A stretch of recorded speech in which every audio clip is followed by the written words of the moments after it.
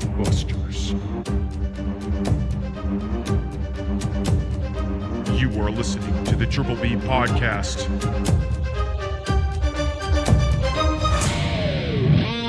Let's fucking go. Welcome back to another episode of Triple B Podcast, Bourbon, Belts, and Blockbusters. Hello. I'm Tim. I'm Ryan. And this is a show about us talking about wrestling, talking about blockbusters, all over a glass of nice bourbon. Hells to the yeah, brother. Episode 10. Episode fucking 10. Episode 10. What a milestone for us, It I really guess, is. right? Yeah, I guess so. Yeah. 10 episodes. Feels like it was just yesterday. We did like a hour and 40-minute podcast in my garage, just literally blabbing about randomness. We winged it. Yeah, we winged it. The very first one, we had some little cheap-ass Amazon mics. Yeah. That were Bluetoothed to my phone.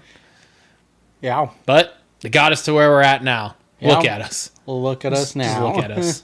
Would you look at us? Look at it. Would you look at it? Just look at us. All right.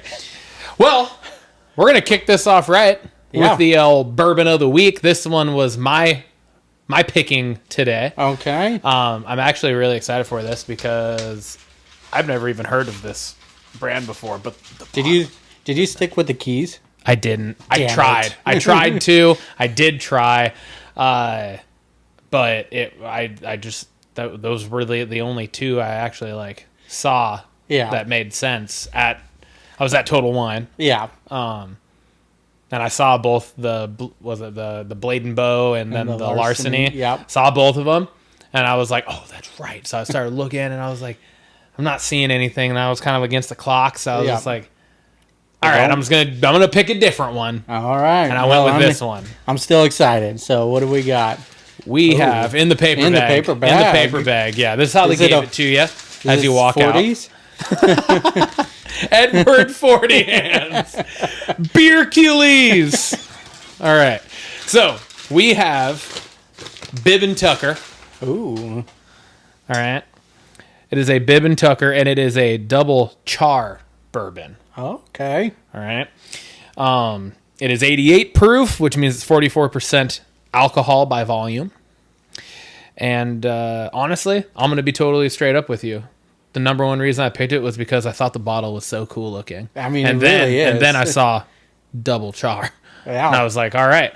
So yeah, that's the bourbon we're going with. Where do we pick this up Today, from? got it at Total Wine up in Puyallup today. Okay. Yep. So they got it at Total Wine. I got it, I believe it was on sale for $69. Okay. Ended up, all said and done, was like $81 after the liquor tax and all that crap. But Gotcha. but yeah, I'm really excited for it.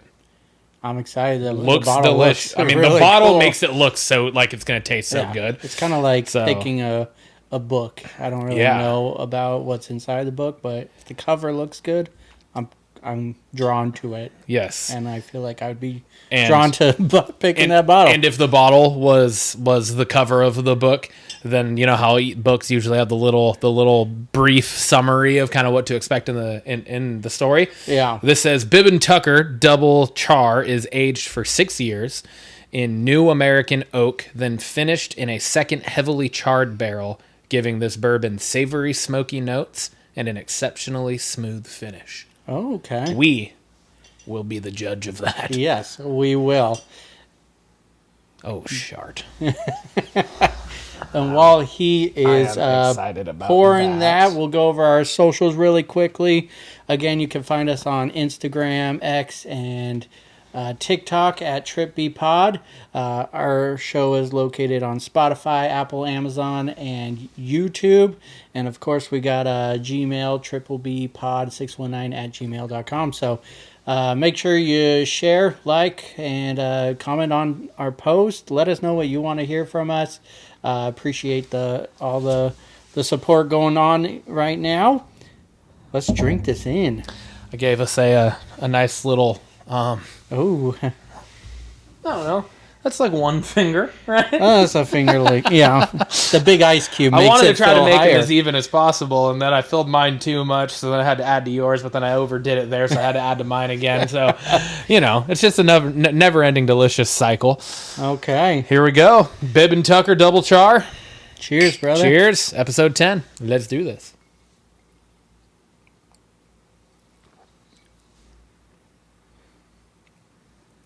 It's pretty darn good. Damn. It hits hard.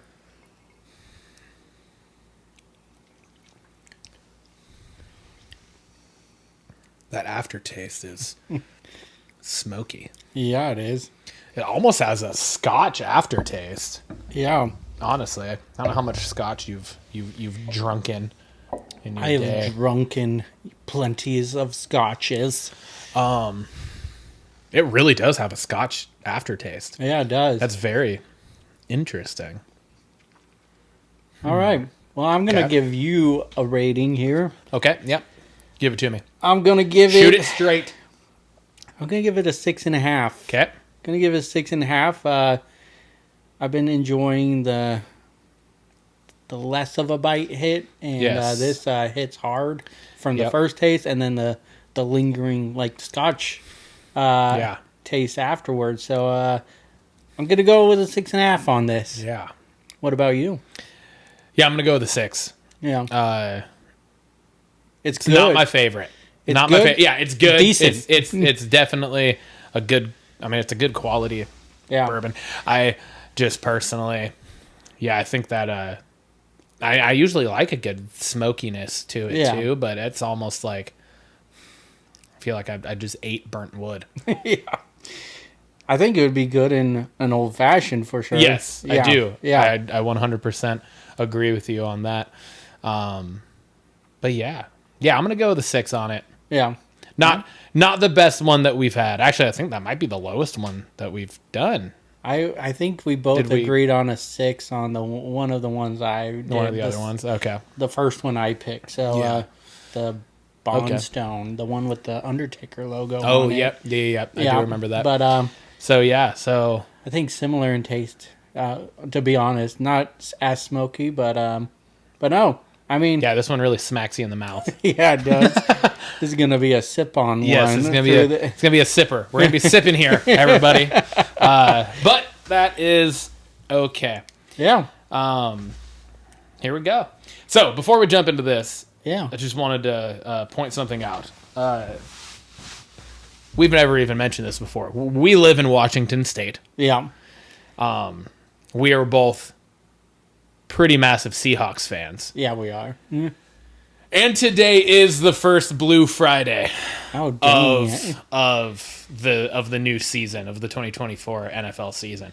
So I just wanted to throw that out. That's why I'm wearing the Hawks jersey today. It's a classic throwback jersey because they play against the Chargers tomorrow. All right. Tomorrow night at like 6 p.m. or something like that. I don't know. It's a preseason game. It's on a Saturday, so they're kind of weird times sometimes. Yeah. But yeah, so I just wanted to throw that out there. That's why I'm rocking usually either rock just a tank top or I wear the Triple B hat or I'm wearing some form of socks that's related to stuff that we're doing. Yeah. This is what I decided on today. Well, I think it looks good. Yeah, what do you good call. got? Oh, you were rocking Scream. I'm rocking Scream. What's your favorite scary movie? Yeah, that's his. That's mine. That's his That's right mine. there. Yep. Yeah. Also, I mean, you're not too far off because I know you are also a Titans fan. Yes, I So am. So it it's is- that time of year. Preseason's heating up, or about to start. Training camp is wrapping up, and we're getting right to it. We just had last night the two first preseason games. Yeah, I believe so. I did not So- catch them. So The Giants beat the Lions. okay, I believe it was 14-3, okay, and then the Patriots beat the Panthers. I want to say gotcha. 17-3, I believe. All right. So- all right. And there's only 2 preseason games now, right? Or is it 3 still preseason 3? games. Yeah, Okay. there's 3 preseason because it used to be 4. Yeah. It used to be 4 weeks But in then the they preseason. extended But then they regular. extended the regular season, and then essentially everybody gets a bye week before the Gotcha. season starts, right? Okay. So they run 3 preseason games. Yeah. Then everybody has that week off to kind of prep for Yeah. week 1. And there was talks of bringing it down to even 2 games. Yeah, I wouldn't be surprised because I wouldn't be shocked if that happens in the next couple of years because of the addition of the 18th week in the regular season and just the NFL, like a lot of the players hate the preseason anyways. Yeah. I understand, like I get it. Like I understand coaching wise it's good, player wise it's good, but it's also like you are then risking injury for games that literally don't matter. Yeah. Like and the preseason is like the absolute, I think it's like the absolute last tiebreaker when it comes to postseason stuff. Yeah. And like I don't know that it's ever come to that. I don't think. Yeah. I could be wrong. It might not even have to do. I thought that like once you get past 14 or 15 different tiebreakers, if you had to, they would go to preseason record as part of it. But I don't know that that's ever happened. So it is kind of pointless. But some guys are in contract years, and to lose out on big money in a preseason game would definitely hurt. Yeah. The only parts that it makes sense fully for the preseason games are the like undrafted free agents, rookies that were drafted late, stuff like that. Yeah, makes sense. Veterans or guys that had been in the league that were out of the league that are now trying to make a comeback type thing. Like for them to be able to just like prove their worth for special teams and certain other aspects of the game makes sense. But like, I don't think you need a Tyler Lockett or Aaron Rodgers playing in the preseason at this point in their careers type thing, right? Yeah, but, they usually wait till, like, you'll get at least a quarter, maybe even a first half for starters on some teams, usually, like, the third game. Yeah. Like the last preseason game. But a lot of them don't play right now in the first at least 1 to 2 games, so we'll see. Yeah. Anyways, so that's kind of an off the beaten path there, but it's starting, man. It's starting. We're getting back into Seahawks season. So it's almost fall time, and that's what I like. Which is also soup season, which I'm stoked about. But that's for a whole other. that's a whole other episode. All right, that doesn't start with a B, so we'll move on. Here it comes.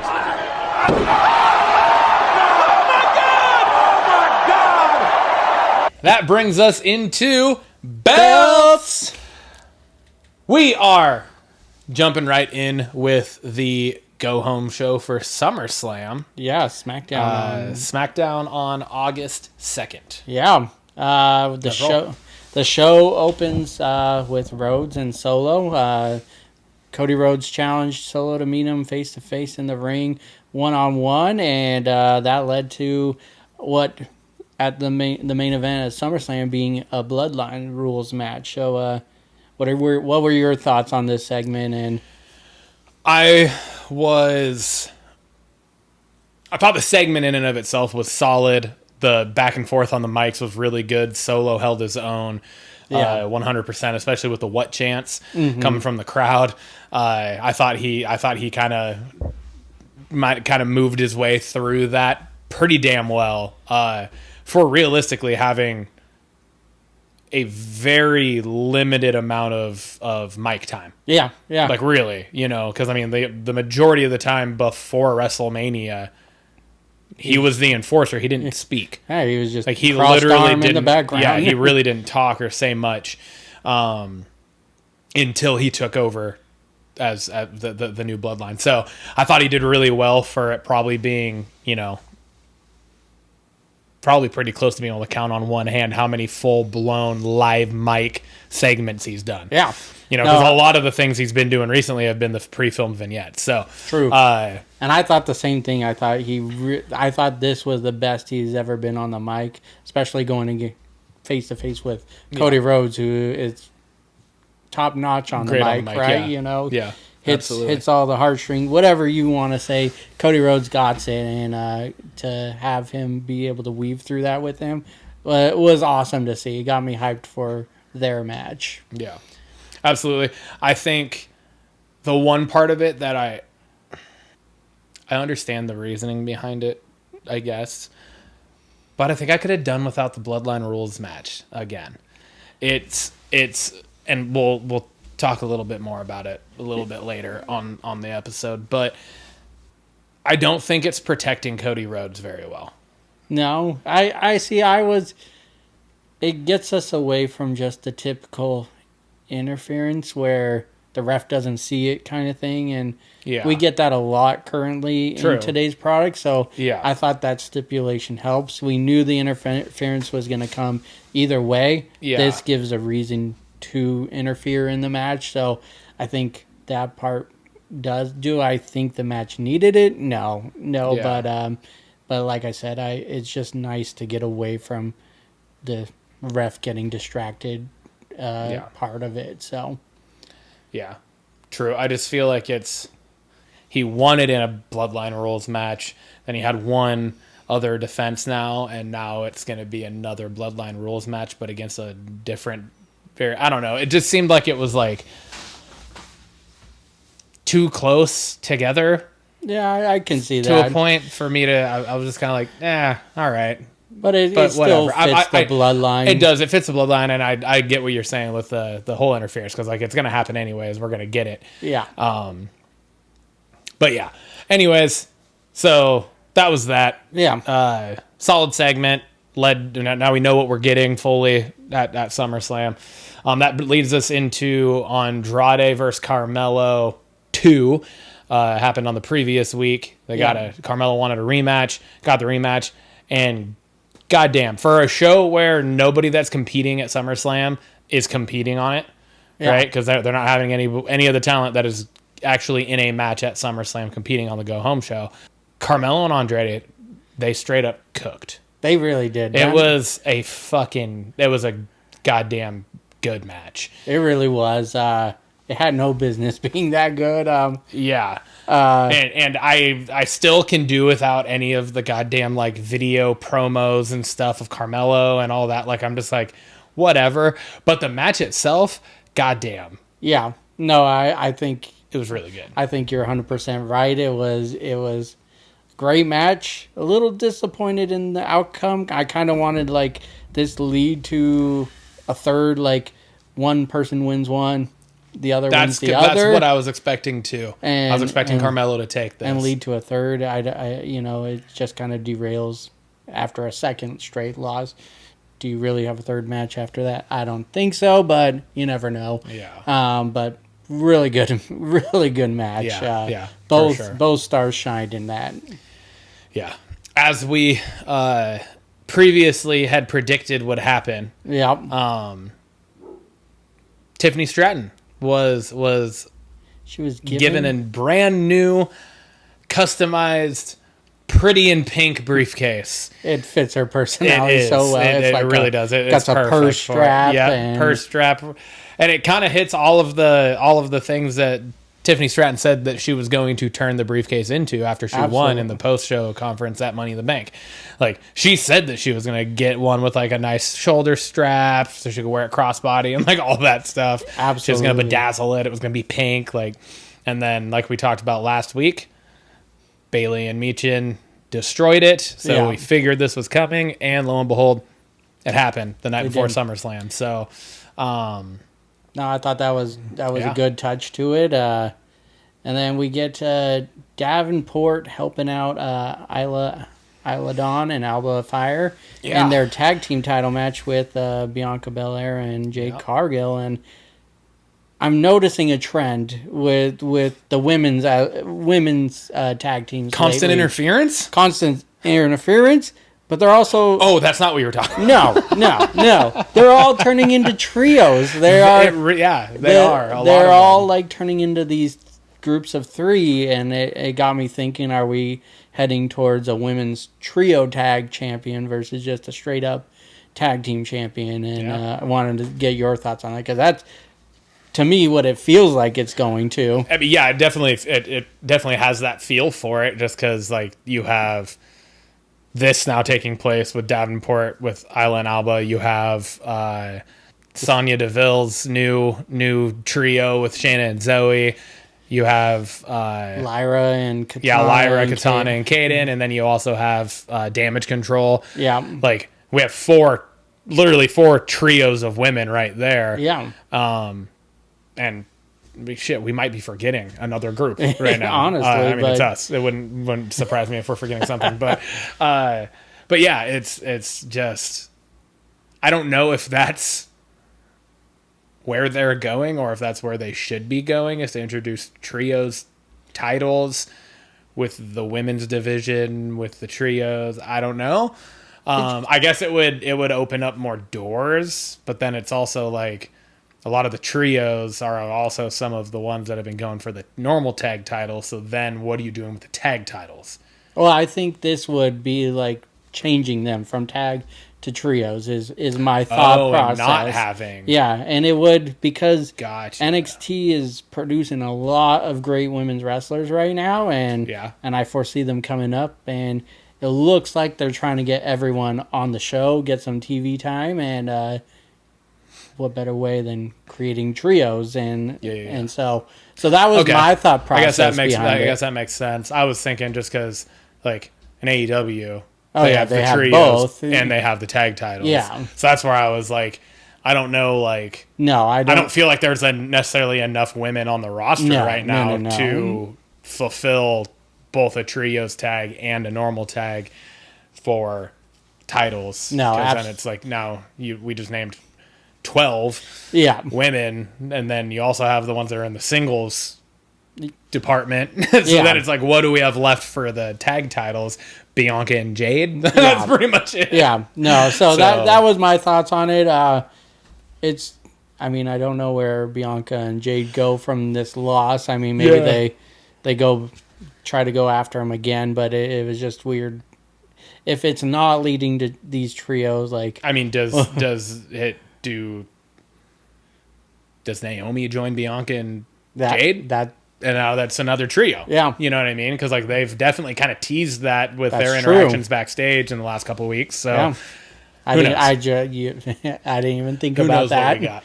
So don't want to go too deep into that, but maybe on the horizon. And with today's WWE, it wouldn't surprise me. So, talk about tag titles. The show closed out with the Bloodline going against DIY. Bloodline against DIY. It wasn't too long of a match, but it was a good one. It was a good match. It was a good one. They balled out, and there was moments in this match had me believing DIY could win. Yeah, I thought Bloodline was gonna just demolish, but there was definitely, I was like, oh my God, DIY is going to pull this off. Yeah. And, well, it didn't. And then Jacob Fatu happened. And Jacob Fatu happened. Just absolutely destroyed. Oh. Fucking just destroyed. So fluid, though, in the ring. Like, the moonsault to the Impaler DDT, like, simultaneously was incredible. His moonsault is incredible. Just the way he goes into it. Yeah. Because he jumps the second rope. He does the Tiffy time moonsault. Yeah, he literally jumps the second rope onto the top and then a backflip. But he is a big dude to be doing that. And he nails it every time so far. Time. Like every time. Picture perfect landing. And he like puts them far away from the rope on purpose. Yeah. Like he wants it to be a spectacle. Yeah. Every time he sets it up. For everyone watching to just be like, no fucking way he can do this. And then he does it. And you're like, what the fuck, man? It's crazy. He nailed it every single time. So SmackDown before SummerSlam ends with new tag titles. New tag Bloodline champions. Took gold for the first time. Yeah. New Bloodline getting gold. First part of Solo's prophecy coming true. And Jacob Fatu's only third match in the company. Yeah. Wins gold. Which their entrance was fire, by the way. I know it. I think it's Jacob's intro music, but they feel big time, and awesome. I liked it. Yeah, leads us into SummerSlam. We watched it here. Yeah, we did together. It was a really good show. It was an awesome show. So what we did on last week's episode, which dropped the day after SummerSlam. We filmed it the day before SummerSlam. We went through and we gave our predictions for SummerSlam. What we realized was we ended up predicting 11 different things to take place throughout the show, while forgetting to predict one of the matches. We completely forgot to predict the CM Punk versus Drew McIntyre match. Which I'm almost thankful we did. Me too, because I had no idea where it was going. I did not have any clue what was going to happen during that match, so I'm glad we left it off, because there was no... It would make our results that we did predict a little less impressive, I feel like. Yes, absolutely, I agree.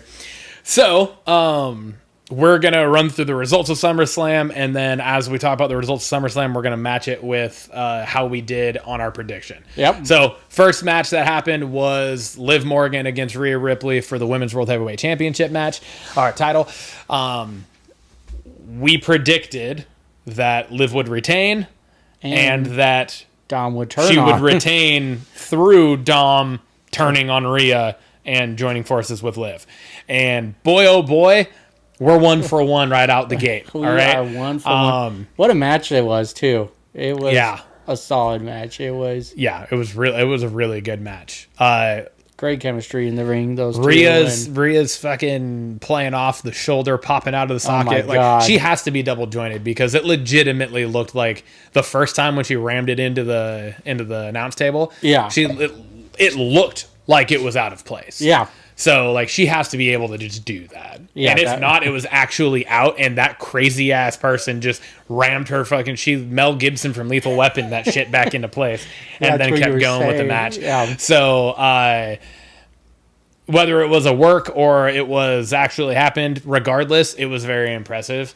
And Rhea's ability to sell moves is so good. So like, good. we talked about the fact that, like, I love Liv Morgan, I love her character, but her finisher is not great. No, and it's not to her detriment. No, it's not. It's the people selling the move. Yes, yeah. And it seems as though a lot of wrestlers don't know how to sell that move. Yeah, they need to take Rhea Ripley's masterclass on she sold it twice. She sold it twice, once onto a fucking chair, and she did it beautifully. Yeah. So, like, it made the move look great. Yeah. It made the move look devastating. It makes it actually believable. Yeah. So yeah, it was really good match all around. We technically, I guess that means we were 2 for 2 on that, because we predicted Liv retaining and we predicted the Dom turn. Yeah. So we did get both those right. So numbers on here are gonna be a little off, but we're technically 2 for 2 out the gate. Okay. That brought us to to Braun Breaker defeating Sami Zayn in the Intercontinental Championship. Yeah. Kind of a quick match. It was good. Yeah. It was fast paced. And we predicted Braun would win that one. Both of us didn't want it to happen, but it did happen. And you predicted it. I just agreed, because I was like, I don't fucking know what to think. So, but yeah. Yeah. I think it was time. You can't have Braun Breaker lose again in that situation with how dominant he's been. Mm-hmm.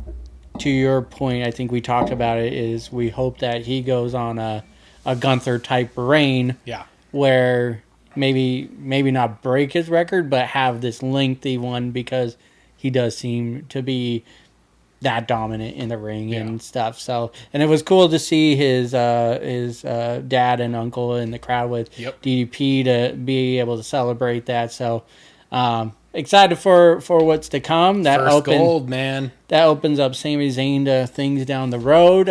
But yeah, that leads us to technically 3 for 3 now. 3 for 3 now on our predictions. That brings us into the U.S. title match, which was Logan Paul defending against LA Knight. Fucking show stealer of a match. It was. Like, honestly, it was so good.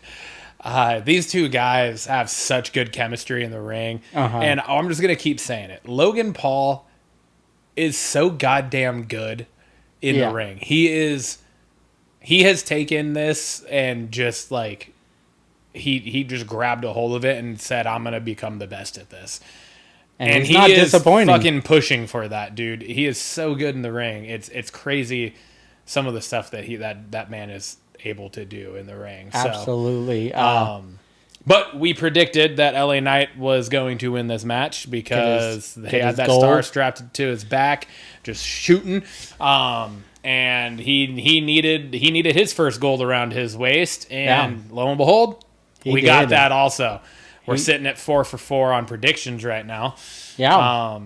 That leads us into Nia Jax defeating Bayley, becoming the new WWE Women's Champion. Which puts us at 5 for 5. 5 for on our 5 predictions, because we both predicted Nia Jax was going to win this.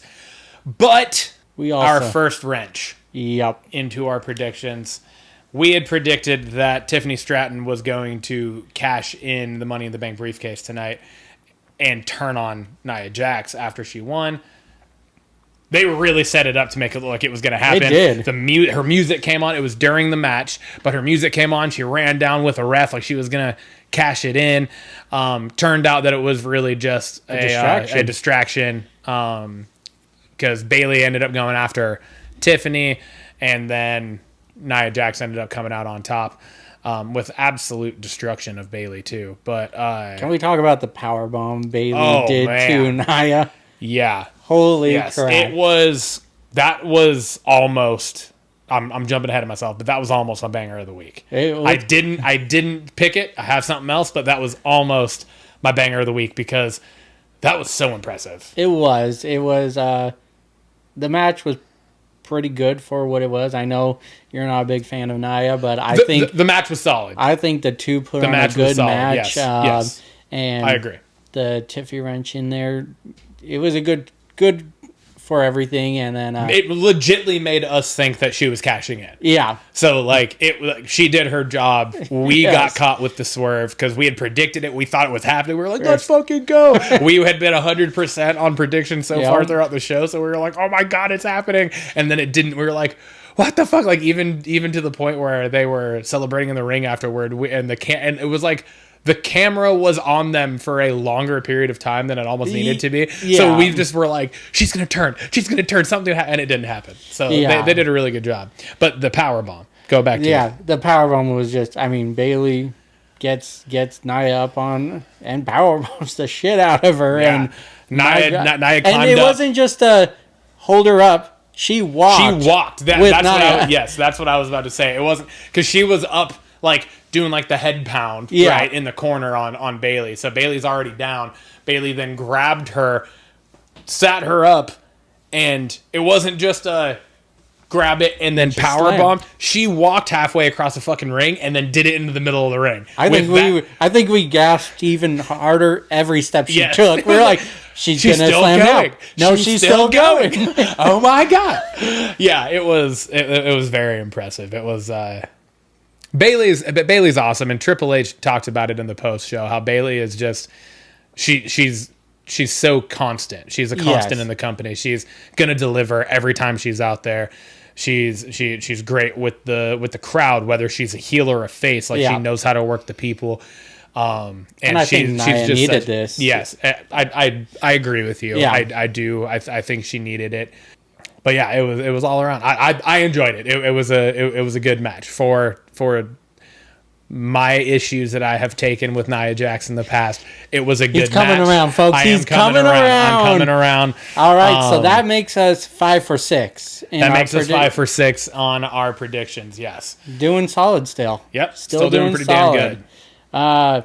Which goes into Drew versus Punk with Seth Rollins being the special guest referee. Again, we did not predict this. We did forget it, not on purpose, but we talked about it a lot last week. Yes, yes, we did. It was a good match. I still don't think Seth Rollins needed to be part of it, but it does give both Drew and Punk an out with whoever loses, because you knew Seth was going to be a part of that. So it doesn't necessarily make one look weak in their loss. No, and I think it did a decent job to protect both guys, regardless of how the outcome went. But it also, let's just say the outcome, Drew McIntyre ends up beating Seth Rollins, CM Punk. Yeah. But I think I agree with you in that I could have done without Seth being involved, but Seth getting involved ended up adding the wrinkle to the whole story of Punk falling victim to the same shit he had been calling McIntyre out for. Absolutely. I was going to talk about that. So it's the whole time Drew's been dumbing his way out of everything, right? He's his own thorn in his side. He keeps shooting himself in the foot with all of the opportunities that he has because he was so focused on CM Punk and all of these other things. Well, now it ended up being in the middle of this match, CM Punk got focused on Rollins. Yeah. For really no reason either, which almost made it even that much more sweet for McIntyre, was because CM Punk freaked out because Rollins had the bracelet on. Yeah. But he literally just picked up off the mat, so it wasn't just in the ring. Yeah, well, any ref would do. Yeah, so he picked it up and just put it on his arm to just keep the match going. And then CM Punk sees it, and so on and so forth. One thing leads to another. CM Punk ends up hitting the go to sleep on Rollins. Yeah. And then getting taken out by McIntyre, and Rollins reluctantly counted the pin. But we talked about how, actually, my buddy Justin, he talked about how the storyline is eerily similar to SummerSlam. What was it, 97 with Bret Hart versus Undertaker with Shawn Michaels as special guest referee. And it was funny because Punk was wearing Bret Hart colors. And it kind of had that feel to it. So it was... Well, we almost got the actual chair shot scenario that played out, but Rollins stopped himself. Yeah. Right? Yeah. So it was a nice nod to the match. I got to say, Punk's first match back from injury, he did great. I saw Absolutely maybe great. one slip up in there, but other than that, the match was... Yeah, there was one sloppy move towards the beginning of the match, too. And with a blood feud that big, it's almost like you expect little minor things like that to happen. And it didn't detract from the quality of the match. Yeah, exactly. So Drew wins that one, and we're still 5 for 6 on predictions because we didn't predict that one. Yeah, so that brings us into Gunther versus Damian Priest for the men's World Heavyweight title match, which was a fucking doozy of a match. It was a banger of a match. It was. These guys put on a hell of a fucking match, man. I fucking love Gunther and physical. And Priest, we did not, when we first talked about this being I didn't want this to be the match. We didn't want it. We didn't want it. No, and, I did not want this to be the match that was happening. But holy hell, they pulled everything out in this match. And again, it's just, the theme of the night is, we predicted all these things, but it could have gone either way in all of these matches. Yeah. But solid match. We predicted that Gunther would win. Yep. And we also predicted that Finn Balor would betray Priest in this. And that's exactly what happened. Exactly what happened. So Priest hits Gunther with the South of Heaven. Gunther kind of rolls towards the ropes in the process of just that natural body motion of Gunther rolling. Priest is trying to go get the cover. He rolls Gunther one more quarter turn. So it's pretty close to the ropes, but he's not under them. Yeah. Gets the roll up. He's looking away from the outside of the ring. He's looking more towards the middle of the ring. And you get the 1, the 2, and right at the last second, you see Finn Balor hop up, grab Gunther's leg, and put it on the ropes. And we were instantly just like, oh my God, it happened. He actually turned on him. It happened. And then they show the replay in the arena. And Damian Priest sees the replay of it. And he flips, man. He dives through the bottom rope and grabs Balor by the neck, and just the look in both their eyes was just crazy. But then this led to and Gunther grabbed him, put him in a sleeper hold. We got a big stare down between Finn and Damian while he's getting this sleeper hold, and Priest is getting more angry as the move is happening. He gets out of it, but then again gets put back into tries to go after Balor again, and then Gunther takes full advantage this time and drops him in the middle of the ring and then hits him with the sleeper, and that was the end of the match. And new World Heavyweight Champion, Gunther. So excited for Gunther, but also excited for Finn Balor betraying Judgment Day here. So that puts us at 7 for 8 all right. on our predictions, which leads us into the... Well, actually, technically, we did we did predict another thing to happen during the show. The Awesome Truth. We predicted that Miz would turn on our truth during this show. We thought it was actually going to happen for a minute because they were both in the ring together to announce the attendance record for SummerSlam. We thought it might happen. It went completely different way. A-Town Down came A-Town Down Under came out. We were talking crap. They talked crap to Jelly Roll and MGK, which then prompted Jelly Roll to get into the ring. Jelly Roll was the special guest musical artist. He had a song. Had a song that was a theme for SummerSlam. He also sang America the Beautiful, I think it was. But anyways, and got him into the ring. He hit a couple chair shots, and then he hit beautiful Austin Theory with a fucking gorgeous one-handed choke slam. It was wonderful. And then they proceed to hit him with the 15-knuckle shuffle. The 15-knuckle shuffle, which I coined first. You coined it first. You literally said it right then and there. I said it as it happened, and then Triple H tried to steal my thunder in the post-show afterwards.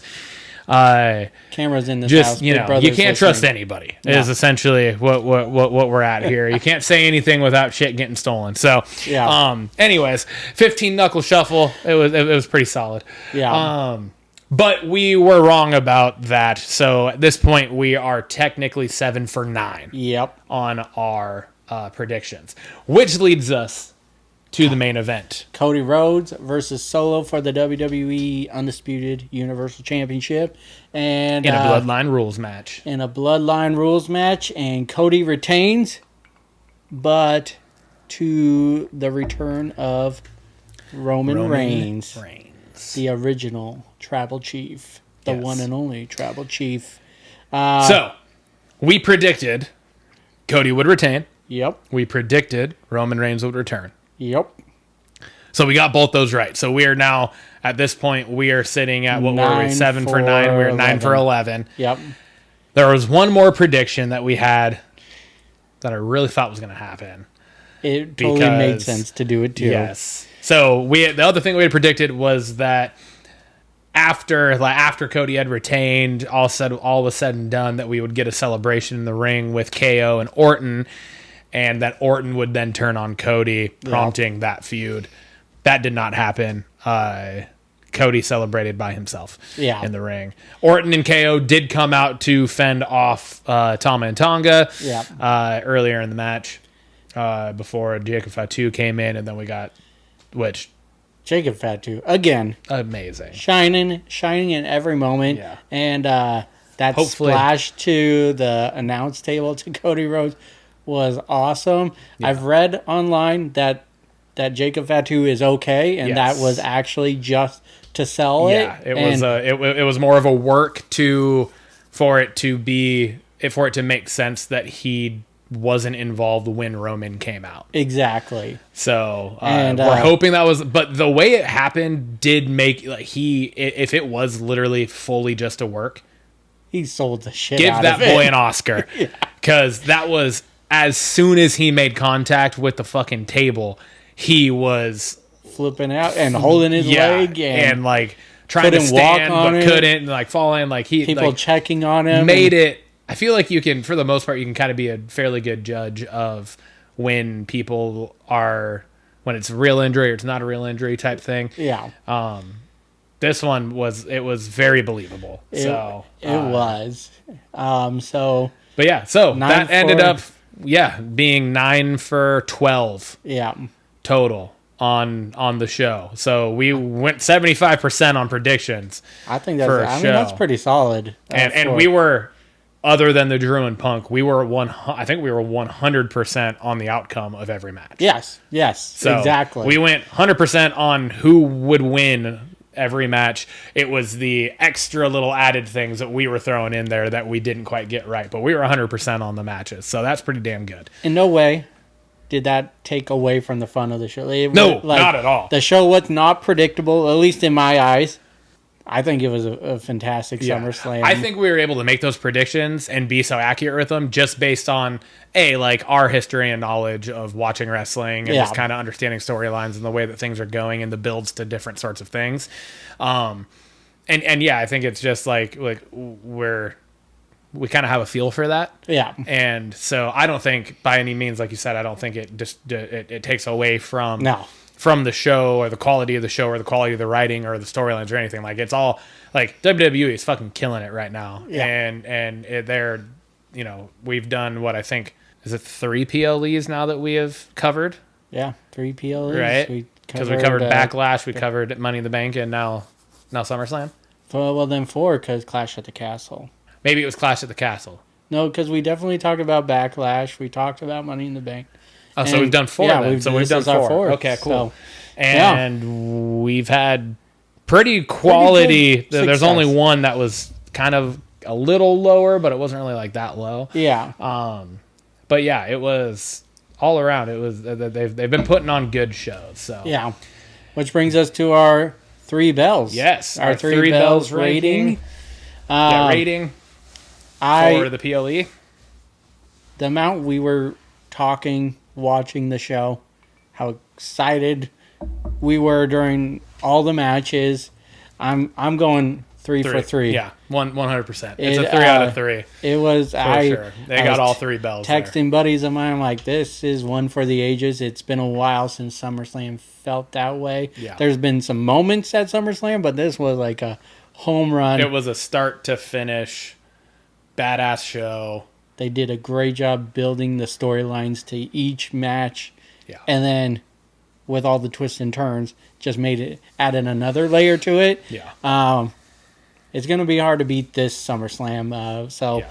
3 for 3, and you agree? Yeah, 3 for 3. Definitely 3 for 3. I think this was the best PLE that we've covered so far. Yeah. On the show, I think. And I think we've given 2 other... We gave Backlash a 3. We gave whatever was Backlash the I Quit match.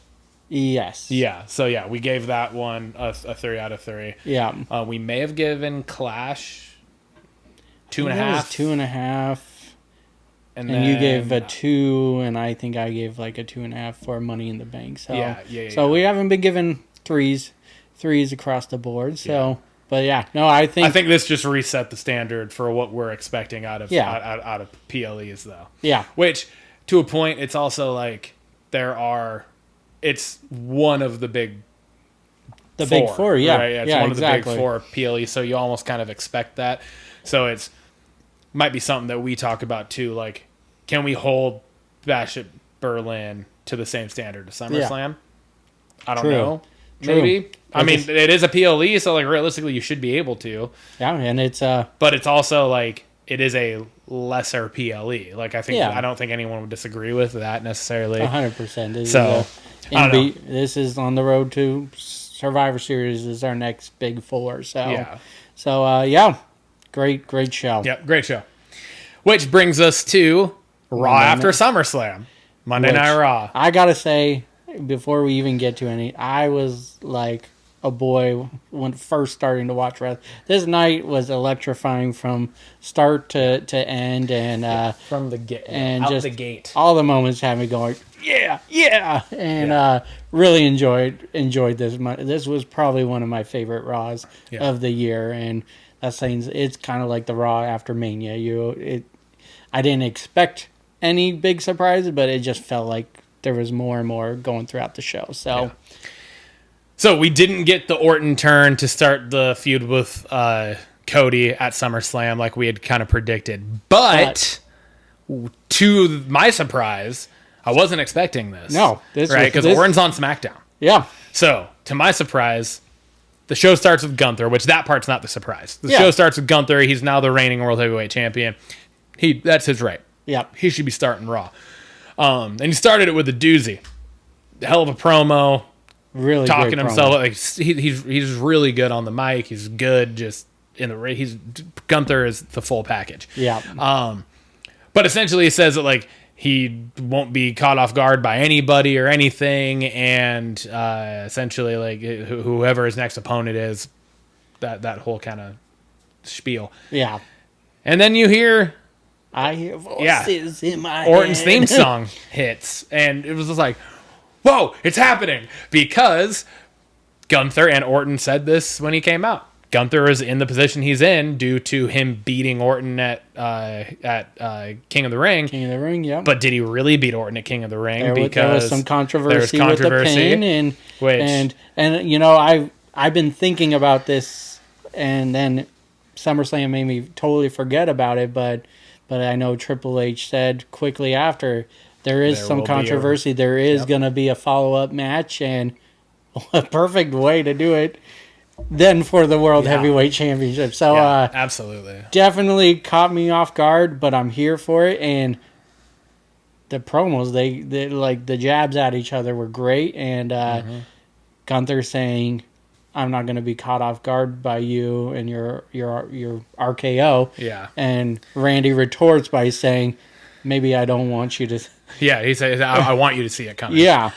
I thought that was just so sick, man. That was so good. Awesome. We get a video. Well, I guess technically we got Damian Priest out in the ring first. Yeah. Damian Priest comes out. He's talking about, obviously, what happened at SummerSlam, the betrayal by Finn, kind of calling him out. Then you get Finn up on the screen talking, and they kind of go into the little bit of history, the long play of the build towards this feud. I think it's been going on longer than even like most fans have like kind of caught on to the fact that there's rising tension here, because I mean it was fucking year ago almost. It goes back to Money in the Bank last year. Yeah, Finn was going against Seth Rollins for the World Heavyweight Champion, and Damian Priest earlier in the night won the briefcase, and it was just the two of them in the ring, you know, Seth versus Finn, and all of a sudden Damian comes out and it throws Finn off his game, and then fast forward to SummerSlam of last year. Again, it's a rematch between Finn and Seth Rollins, and you almost get that same stare down, almost like Damian Priest was staring down into the ring while Finn was looking at him, and that's what happened at SummerSlam with the, you know, the tables turned. So I didn't even think about that. I had to go back and go, holy, they've been building this for a long time. So the seeds they planted way ahead. Props to them. Yeah. But then also the whole Judgment Days thing leading up to this was no leaders in the group, and everyone got to each other's backs. But then it turned into Rhea and Damian were champions, and they kind of took lead of Judgment Day. And then all of a sudden they're like, I want to do this on my own. No one's really having each other's backs anymore. Yeah. So you almost are agreeing with Finn in a way. Yeah. But also, I mean, I have to say, Damian Priest coming out, cutting a fire promo. Great. Getting the crowd behind him. It's absolutely probably the quickest face turn. Like, I know it was like kind of happening, but this crowd was behind Damian Priest in this moment. But then the segment kind of ends with the camera on Finn, then kind of panning out to Liv, JD, Carlito, and Dom all coming into focus of the screen. And it's like, oh shit, it wasn't just the Judgment Day breaking up. This was just kicking Damian Priest and Rhea Ripley out of the Judgment Day, because they all stuck together. So now we have a new iteration of the Judgment Day that I coined the Day of Reckoning. But it is still just the Judgment Day. New Judgment Day? New Judgment bloodline? Day? New Bloodline? Whatever. We're rolling with it. Yeah. This kind of led us into a little later. We got CM Punk out in the ring talking. He's in a good mood, surprisingly, because he lost obviously this kind of bloodbath type match at SummerSlam, but he's talking about the fact that he's happy because he was told that it would be at least 9 months for him to recover from the tricep injury at the Royal Rumble, and he did it in 5. Yeah. And then he was able to come out and put on that match that he put on at SummerSlam. And when you really think about it, you're like, oh, yeah, damn, that was pretty impressive. Yeah. It's his first match back in WWE in over a decade. Mm-hmm. Singles match. All he had competed in was the last couple minutes, really, of Royal Rumble. He was in the last 5, I think. But he got hurt. Yeah. Shortly after he got into the ring. Yeah. So, it's really like, I mean, he hadn't competed in a match since, was it November? It was before, because October in AEW. I want to say. No, September? it was August, because that was his last match in AEW, was at All In Wembley. And Do they not do All in Wembley? Oh, yeah. Sorry, yeah, He because did. it was the end of August. Yeah. Yeah. So Yeah, end yeah, of yeah. August. That's right. Last year was his last match. Yeah. So almost a full year Yeah. was the last time he wrestled a match. Yeah. Full on match. Yeah, that's crazy. And for him to then be able to do that in 5 months after the tricep injury and everything. So he was happy. But he calls out McIntyre because he's essentially, it ain't over. Yep. McIntyre still has the bracelet with his wife and dog on it. So he calls out McIntyre. He wants a fight. And Seth Rollins answers. Yeah. Rollins comes out. Rollins pretty much like says he wants to fight. So they're getting ready to roll. McIntyre comes out in the crowd talking shit to both of them. He says, hey, I'm up here. Yeah, but then... Pay attention to me. Yep, and then he ends up using the bracelet as a strategy to get Punk. Punk rolls out of the ring, hightails it up into the stands after McIntyre, leaving Rollins alone in the ring. And lo and behold, And Bronson Reed comes out and fucks Seth who Rollins up. earlier in the night, we don't want to, I guess, skip past it too much, but earlier in the night, he had confronted Adam Pearce saying that, like, he should be in a match tonight. Like, he should be having some form of opportunity. And Adam Pearce kind of was like shutting him down. And then Bronson Reed said, fine, I'll make my own opportunities. Yep. And that was the end of it. You didn't know what that meant. Yeah. Right. Because Bronson Reed hasn't really been like one of like the main card players. No, and he's been kind of feuding with Sheamus and Ludwig and that kind of like group. that whole thing. Yeah. And so him coming out to attack Seth Yeah, Rollins and was boy, huge. did he come out and attack Seth Rollins.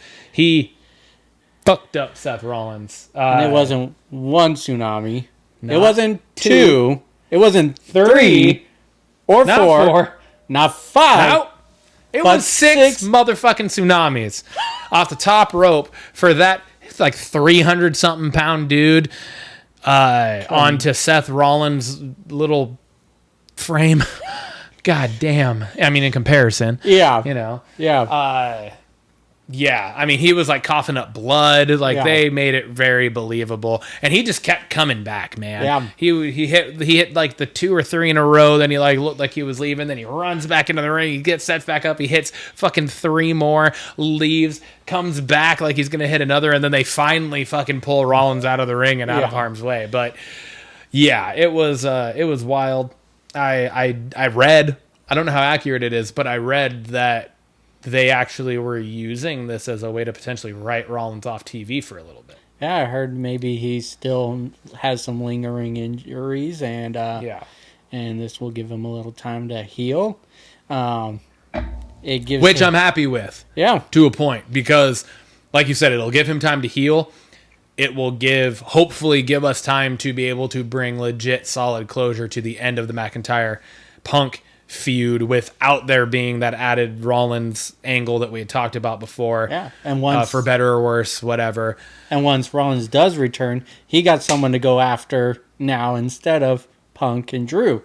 So that feud can keep going. True. I was going to say it might actually give us a little bit of a break to then be able to come back to the Punk versus Rollins feud. Well, I think eventually, that's what we're getting to. Yeah.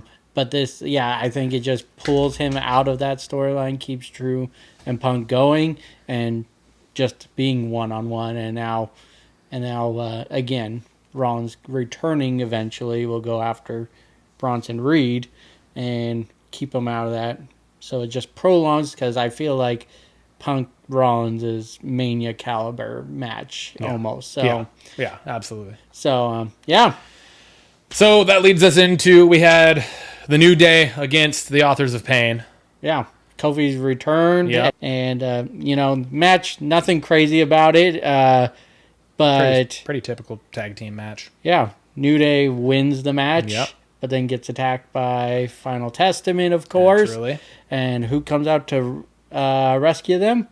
Odyssey Jones. He re-debuts on Raw. Yep. He made a brief appearance before, quickly disappeared, got drafted by Raw, and haven't seen him since. So him coming out was a big surprise.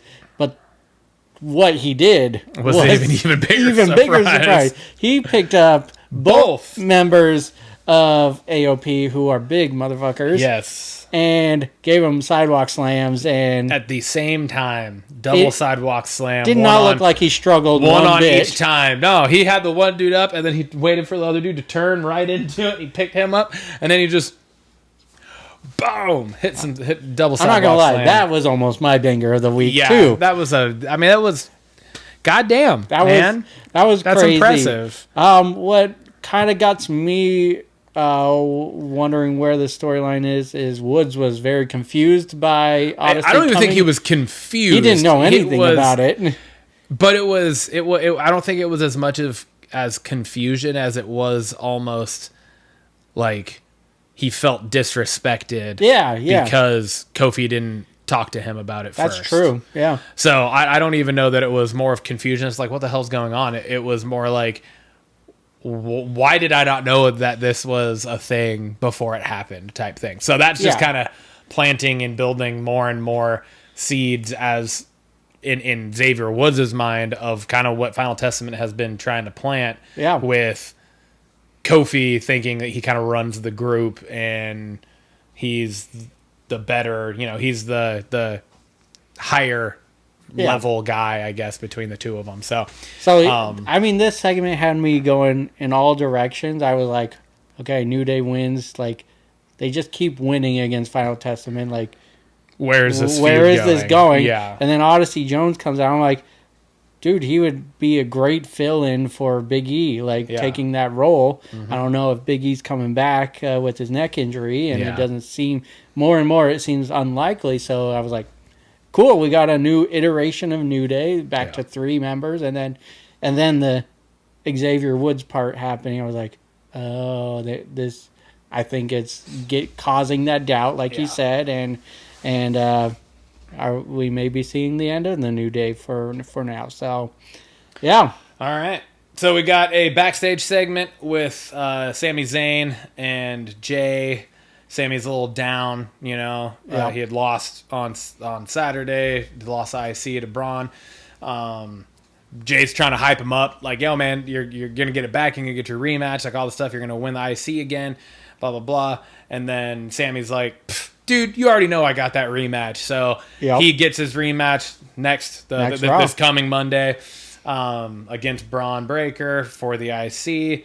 And during that same backstage segment, we also got Jay saying, "Hey, you're gonna get your IC back, and then you and me, we're gonna handle some unfinished business with a Judgment Day." And go after those tag titles. He said, "You're gonna become a double champion." Yeah. So who knows what's going on? I don't realistically think Sammy wins the IC back. I don't think he does. I think this is gonna end up being kind of not a squash match, obviously. They'll do a full match and put on a good match. But I think Breaker's still going to end up winning it and retaining, which will then allow that storyline to end and Sammy and Jay team up and hopefully get tag titles. Win the tag titles. Back on their shoulders. So.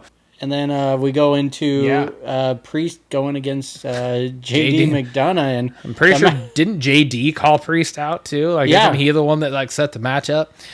Yeah, JD McDonough's an idiot.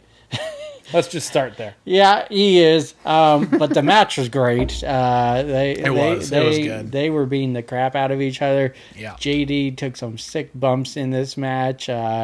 Scary spot where he hits the announce table with his head. he got a big head. He's got a very big head. So that may have helped him out, but really He is a real life Funko Pop. The electric moment came after this match, Yes, and absolutely. So Priest wins due to disqualification. Yep. Right. The Judgment Day comes out, interferes, obviously, starts attacking Priest, and then here comes Rhea. Yep. Rhea comes out. Liv and Dom get in the ring, start beating the shit out of Priest, and then here comes Rhea's music, and Rhea comes out. She chases them off, but she grabs Liv. Last second, fucking Liv sold the shit out of getting thrown into that goddamn ring post. But yeah, and then she's going to go hit her with a powerbomb of some form through the announce table. Dom saves her. They run off. Well, ends up being Just Priest JD. and JD in the ring. And he's like, JD's kind of standing, like looking at Priest. And then he turns around and he's face to face with Mommy.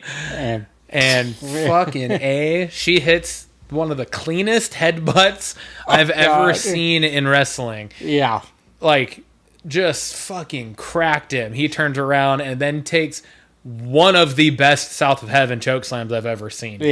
Like, we've both talked how it's not our favorite finisher.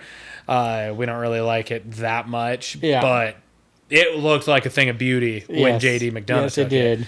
Goddamn stuntman. Yeah. So, we got the Terror Twins. Terror Twins standing in the ring. They were deeming them on the show as the Terror Twins. Yeah. So, really excited for them to still have each other's backs. Yeah. I think they're a great pair, and excited to see where this is all going. Which brings us to our main event. The Wyatt 6 debut. Beautiful. Against American Made. New name for... Gable and the Creeds, and I like it. Me too. I like the name. I like that they gave them a name.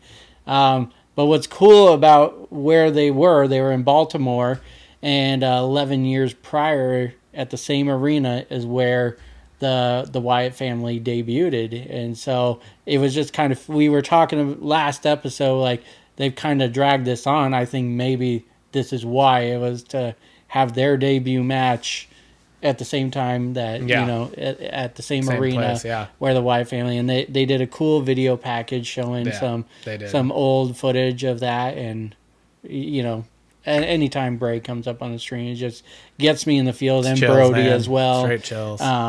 So great stuff. The match was great. The Wyatt Six look like a formidable group there. Yes, absolutely. You got Uncle Howdy just sitting in the chair watching the match. Just with Nikki Cross sitting right cross-legged right in front of him. Like, just creepy as all hell, man. But just another nod to Bray Wyatt, how he used to sit in the rocking chair watching Rowan and Brody fight. So Rowan hit the in honor of Brody Lee before he did the little kind of springboard somersault senton. It was a good match. Yeah, good match. I think Wyatt Six got the clean win. Yeah. Got to pose all creepily and mystically and pretty badass in the ring again with the lantern, and it'll just be interesting where they go. Is this the end of the American Made feud, or if they'll continue? They probably could, and I'll be fine with it. But just a nice debut match for them.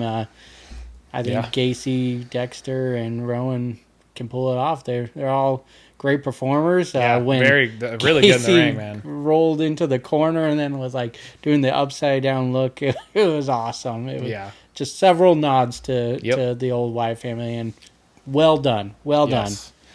Absolutely. That brings us to our banger of the week. Mine. I'm going back to the LA Knight Logan Paul match. Okay.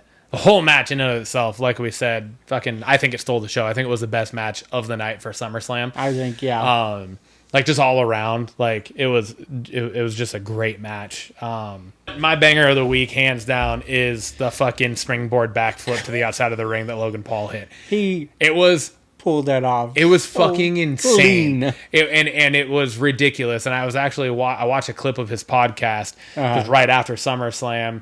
Whenever he did the episode, he had The Undertaker on his Impulsive podcast, and they were talking about that move, and Logan Paul was like, "Yeah, I'll never do that move again." Like straight up, he was like, "I'll never do that." Yeah, he was like, "I'll never do it again." It was like, it was in my hometown, I was feeling it, but he's like, it's too high risk, it's too dangerous, and the margin for error is zero. Yeah. And so he's like, it's a very difficult. He's like, it's a super difficult move to pull off. Yeah. I mean, he pulled he sprung board. Literally did a 180 in midair, turn, like does the springboard up, but is doing a 180 at the same time. Lands facing the other direction on the top rope, and then does a backflip to the outside of the ring. The only part of it that you could have critiqued at all would have been just the landing. Yeah, of it looked how like he could have hurt him. Yeah, he looked like he could have blown his knee out because he almost overshot it. Yeah. Holy shit, man! Like, what the fuck? But yeah, so that was definitely my banger of the week. It was just like that.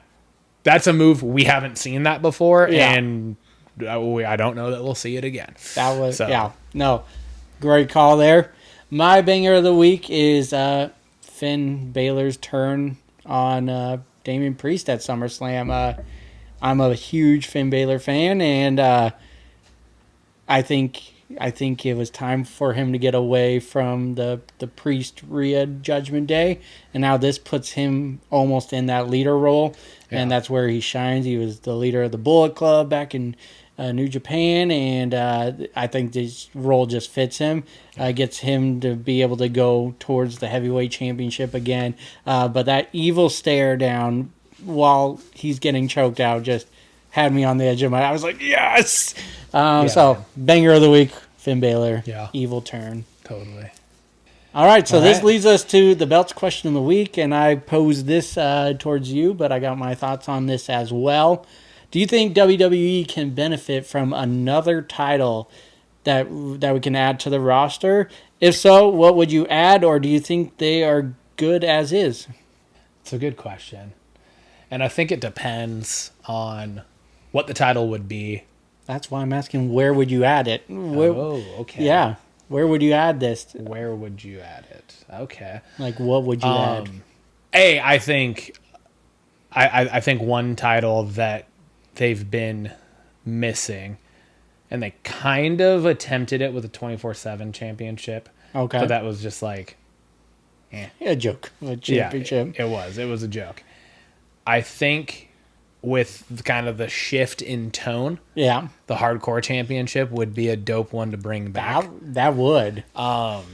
Especially like once they go to Netflix on Raw, and they're a little bit more going to be a little bit more loose with like the what they're allowed to do and whatnot. Yeah. I think they totally could do that. I think that would just be more of an entertainment value of a title, though. Yeah. As it always was. It was never like being the hardcore champion wasn't a stepping stone championship. Yeah. Really. Right. Yeah.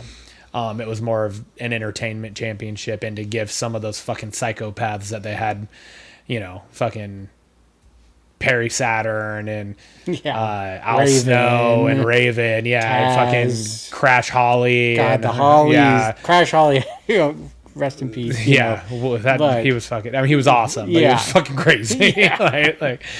But so it'd be like it gave some of those guys things to do essentially, and I don't think that would necessarily hurt now. Yeah, either. And I always loved that championship just because of what it brought. You knew you were getting fucking weapons, you were getting tables, ladders, chairs, you were getting all the shit. Yeah, which I think there's an element of that the WWE is missing.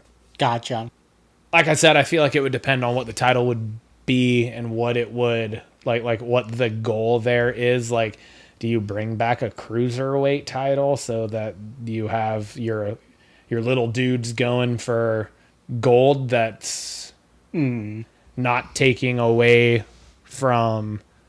Because then you might have a Carmelo goes for a title that's more believable than what they're turning the IC and the US titles into now. What we've talked about is it looks like they are now those stepping stone to the world title picture stuff, which I think was always kind of a good thing with the cruiserweight division back in the day.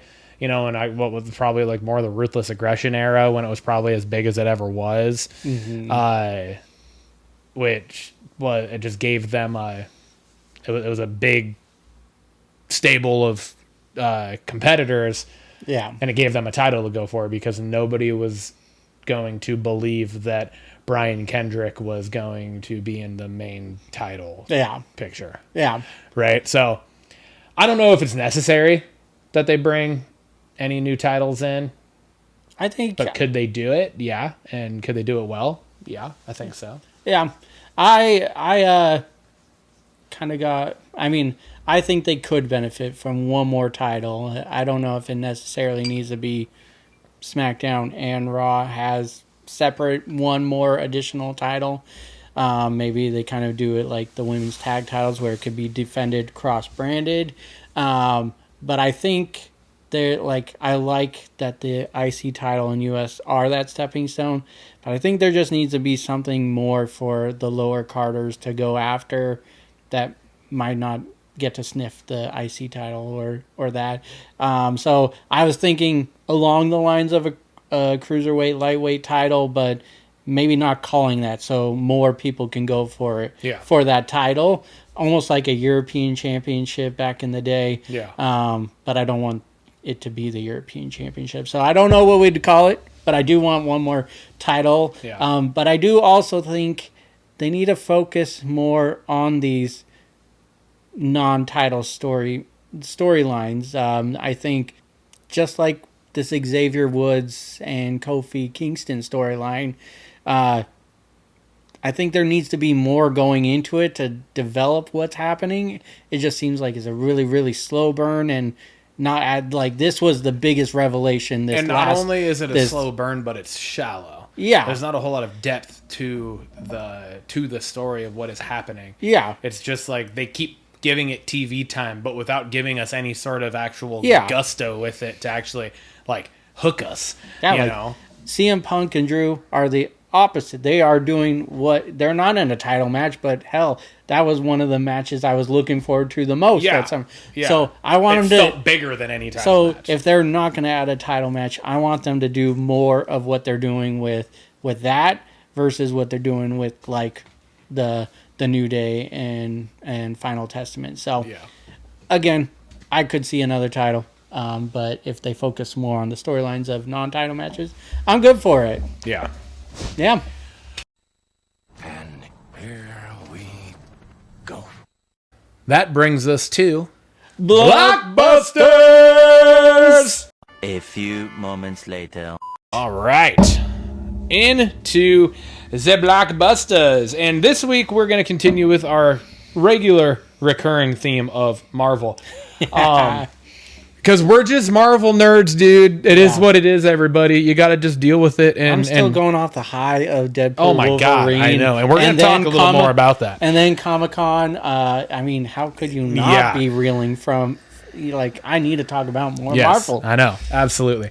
And that's what we're going to do today. We're going to talk because what we've done before is kind of just... almost report on news of stuff that we've been hearing, that we've been seeing. I want us to just talk and go over a couple things. I have 3 things I want to discuss. The first one is, what do you want the storyline to achieve with bringing Robert Downey Jr. back into the fold in the MCU as Doctor Doom now? Like, what are you expecting? And I'm not talking about fan theories you may have read or comics.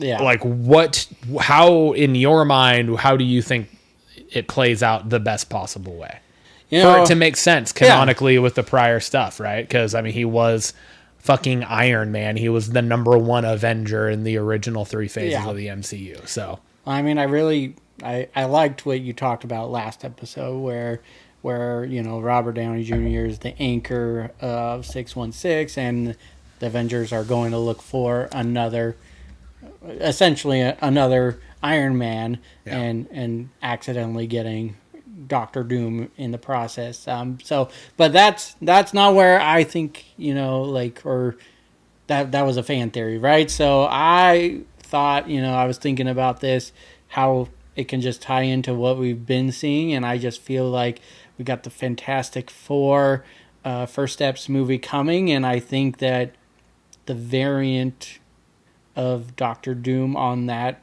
stage is going to be Robert Downey Jr. I don't think he's in the movie. It may be more of a post-credit, but I feel like it's going to show the Fantastic Four coming to the sacred timeline and Doctor Doom slipping through with them, and that being how they introduced Doctor Doom. And so that was my thoughts on it. Or maybe something to do with Wanda, like the Multiverse of Madness movie was her trying to bring back her kids, and so maybe something along those lines with trying to get Iron Man back, Tony Stark back. So, all right, yeah, and I say I don't know. Like, that's kind of that's why I wanted to ask this, just like pose this, because I'm like, I don't know what they do.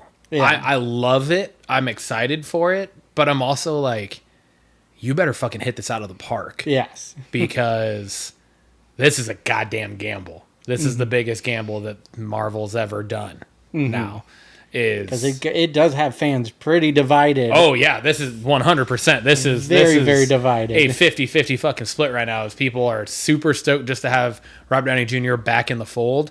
But a lot of people are like, how the fuck does this make any sense? Like, how are you going to work this? And they don't want it to ruin Endgame, which was the perfect ending. Yes, absolutely. And I feel like that, I'm not worried about that. I'm not worried about ruining the ending of Endgame, because of who's directing these movies are the same people that brought that to life. Yeah.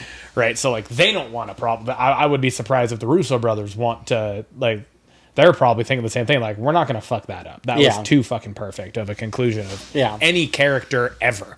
Right? Like, it was too good. So, I don't know, man. I've literally been at a loss. Yeah. Like, I'm just like, I don't know what the fuck they're going to do, but like I said, they better fucking do it well. I like the idea that you have of, because I feel like it's essentially like, anyone that's been paying attention, it should be a foregone conclusion that it, like, something bad is going to happen in the Fantastic Four movie that then causes them to have to relocate. Yeah. Right? And we know Galactus is going to be the big bad. He is literally a universe eater. Mm-hmm. So you can probably, put two and two together to kind of have an idea at least as to what's going to happen. But I kind of like that idea of that variant of Doctor Doom. And whether it's a variant of...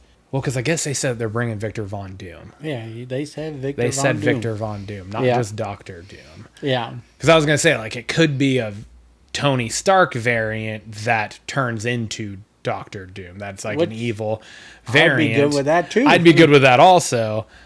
But, yeah, I don't know. Yeah. I don't mind the idea, though, that you said of his version of Doctor Doom, that variant of Doctor Doom slipping through also, coming to the Sacred Timeline, and now... Like, and then maybe he, like, sees pictures or, like, memorials of Tony Stark as Iron Man, and then he kind of, like, presumes that role, and meanwhile, he's actually evil, and, like, everyone's like, what the hell? Tony's back? What's going on? Yeah. You know what I mean? So, I don't know. They gotta fucking do it well. They gotta do it well. They gotta do it well, for sure. Yeah. I mean, now, I know you said no fan theories, but is there any that you've read that stick out to you that you really like or want to come true? I think probably the best one is the one that we talked about, I think, last week, where it's like the anchor being, and then that, like, Sam Wilson's new Avengers group that he puts together goes to search for a new Iron Man, a new Tony Stark, and then they end up with this. There are comic book threads, the different comic book stories where, like, Doctor Doom and Tony Stark have, like, body swapped. Yeah. There's also some where Tony Stark just turns into Doctor Doom. Like, there's a lot of comic history there where there's stories they can pull from. So that's where I'm like, that's more so where I'm lost at. It's not that I, like, just have zero ideas of what could happen. It's just that there's so many options as to what could happen that I'm like, I don't know where to pull from. Yeah. So Yeah. I think the anchor being one, especially just with what we like the introduction of that in Deadpool and Wolverine. Yeah. Which is kind of like a resetting to a point of the MCU. I don't know. I think that the anchor being one's probably the best option that I've read so far. I think it makes the most sense. Yeah. With, like I said, the happenings in Deadpool and Wolverine. So. Yeah. I read kind of a dark one where they were saying that, Doctor Doom can, like, if need be, can take over a body, and so they're basically saying that Doctor Doom ends up in the sacred timeline, digs up Tony Stark, and takes over his body. Dude, I'm here for that. I like that. Yeah. Ooh, I like that. I think that would be a really cool way to make it happen. But then who's actually playing Doctor Doom? Yeah. Then who's actually playing Victor Von Doom in that situation? That's what I want to know. Cillian Murphy. You're gonna make my dick hard.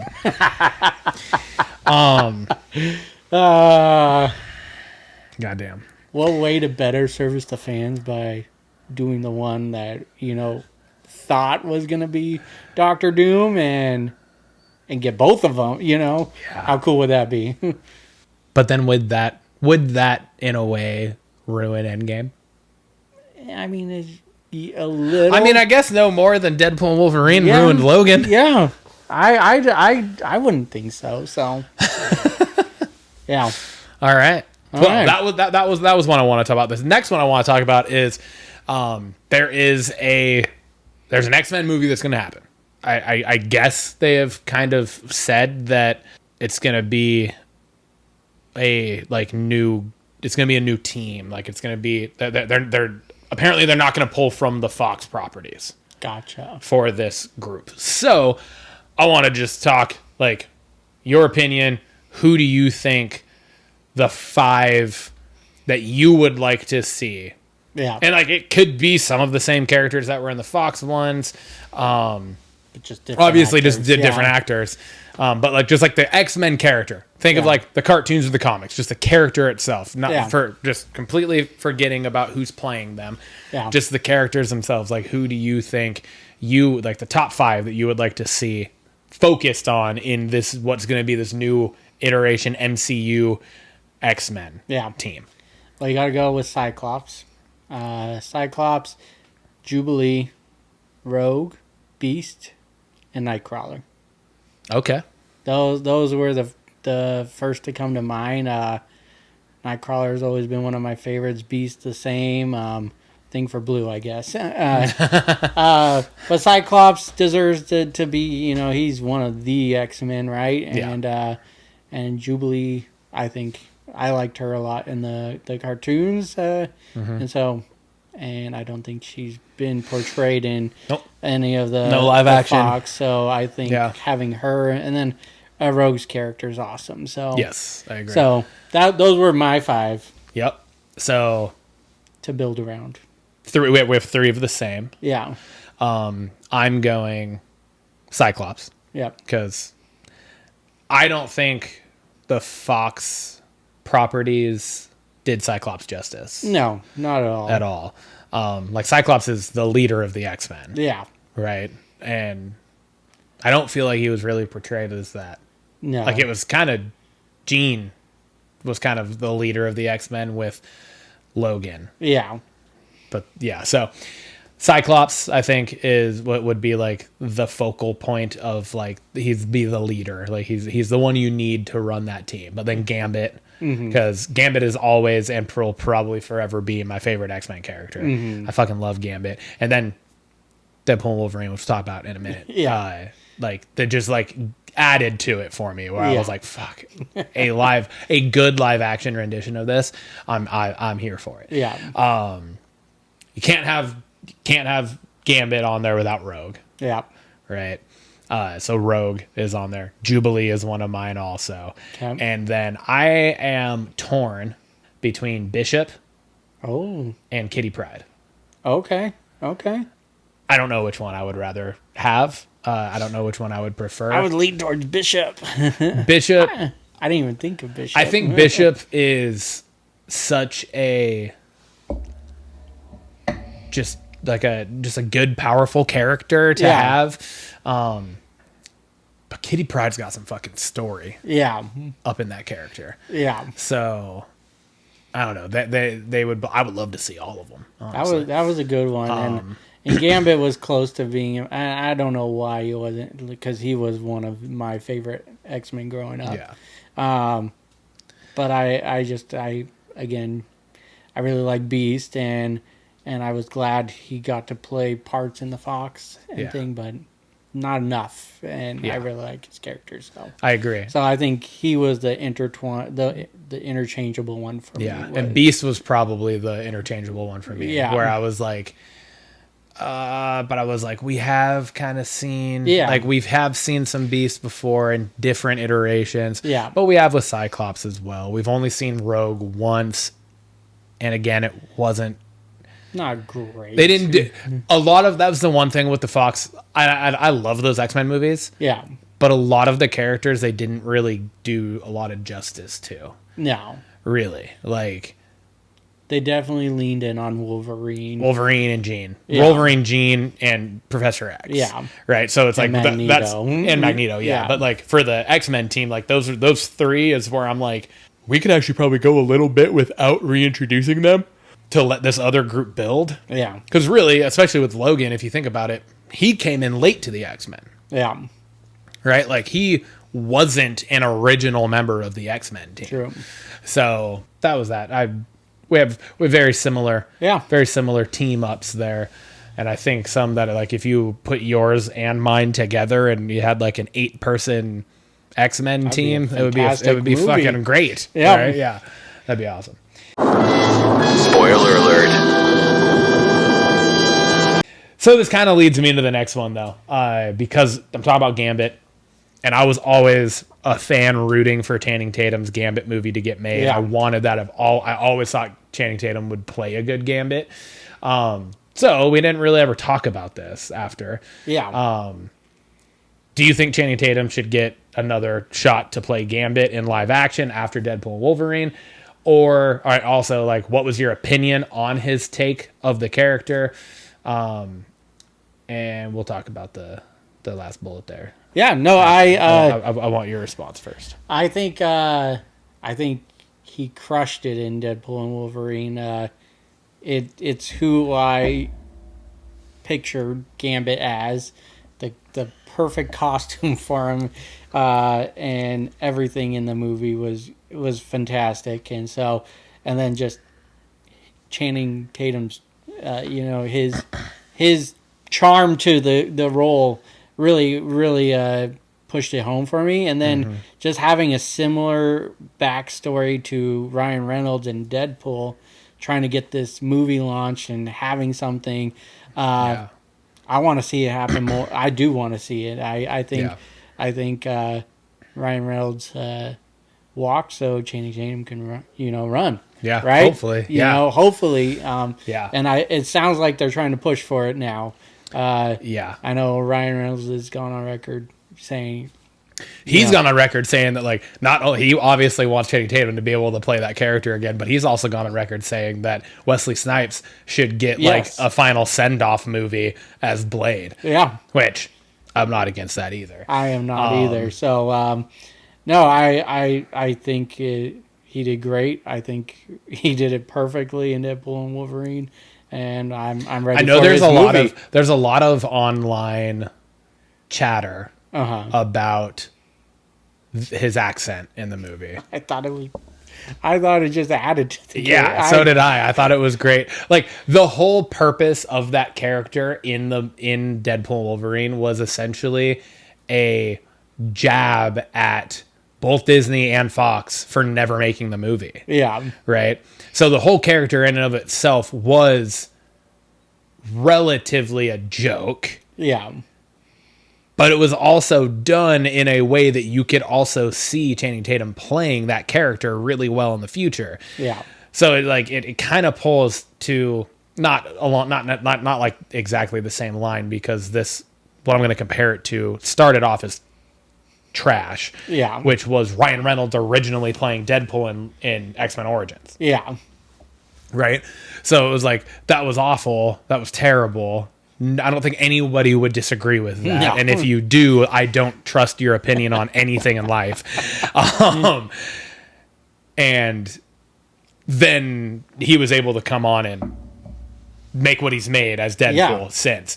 So it's like, if you want to judge the accent or whatever, should Channing Tatum be trying to do the Cajun accent? I don't know.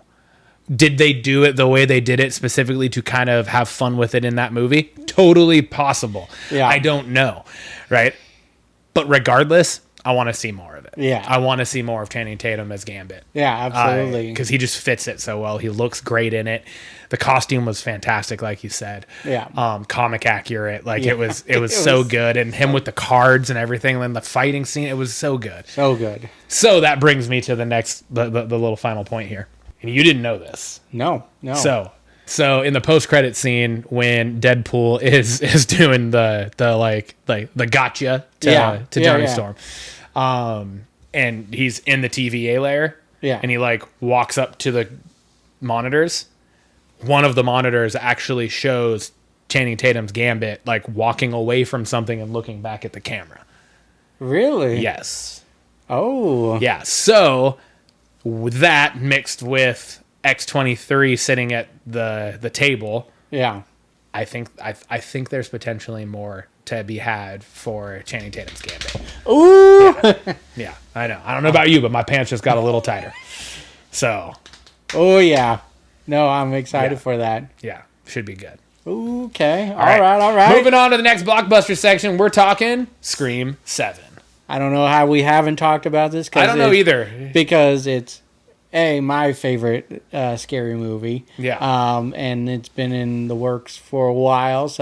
But we're talking about it now. We got the return of Neve Campbell's character. She's coming back as Sidney Prescott. She was missing from number 6, but was brought up during it, saying she was off with her family and wanted to be away from everything. We got, Roger L. Jackson coming back as Ghostface voice. He's been the consistent thing throughout all these movies. Kevin Williamson is back to direct the movie, so he's directed 1, 2, and 4, and it's slated to start filming in December of this year, 2024. Let's go. That should lead to him, hopefully to a late if 2025. Not, it would be late, probably 2025, Halloween. if not early 26. Halloween 2025, or it has been coming out. The last 2 movies came out in February. I was gonna say around like Valentine's Day time. Yeah, so I'm stoked for this. I've loved every single movie, and just to have Sidney Prescott back as the main focus of this, it just makes me excited. Now that is at the expense of the 2 main characters that we've had in the last 2 movies, which is the Carpenter sisters. Yeah. Both Melissa Barrera and Jenna Ortega are not returning to reprise those roles for different reasons. We were talking before we started the episode today. Scream 6 ended in a good way for them to be able to kind of move on from those characters anyways. So, yes, I do think it is a loss to the franchise because Jenna Ortega alone is amazing. Yeah. But then Melissa Barrera, I think they stood were out both as well. really good in those 2 movies. So, yes, that is a bummer, but we're getting Sidney Prescott back. Potentially getting Gale Weathers back. And we got Detective Kincaid, who is supposedly Sidney's husband. They at the end of 3, there was that, he was at the house with her. Yeah. And then in 5, they bring up his name on like when Sidney's first talking to Dewey in the movie. So this leads to believe Kincaid and Sidney have a family. So that's why he's rumored to be in this. Which I would love. And then we got Chad and Mindy also potentially rumored to come Yep. back, and it's fitting because they're related to Randy. Yep. So it just brings everything back to the original. Yep, to the roots. The roots of this franchise. the original trilogy. I'm just super excited. Anything Scream, I'm here for. Yeah, man, I'm excited too. I love the Scream franchise. I've enjoyed every single movie they've put out. Yeah. Even number 4. I thought, okay. Number 4 was No. I think number 4 is one of my favorites. ooh. It is one of my favorites. Ooh. Go back and watch it because it's I think the surprise in the killer reveal is like one I did not see coming. That is fair. I will agree with you on that. I did not expect it. And it was in Woodsboro again, and I thought they were onto something with it, and I thoroughly enjoy it. It was violent. It was the only thing that wasn't good about it was just like the lens filming that they did on it. It has this like glowing golden aura film throughout it, which was weird, but I put it up near the top as one of my favorites. It's in my top 3. Okay, here we go. Rank them. Let's go. I go 1, 2, 4, 3, 5, 6. Wow. Not how I would have expected that to go. I'm going 1 as first, obviously. But I'm having a hard time for number 2. Oh, fuck. I'm going to go 1, 6. Oh. No, sorry. 1, 5. Okay. 1, 5. 1, 5, 2, 6, 4, 3. Wow. Wow. I think 3 is probably easily my least favorite. I really enjoyed it. I enjoyed all of them. Yeah. Don't get me wrong. I enjoyed all of them.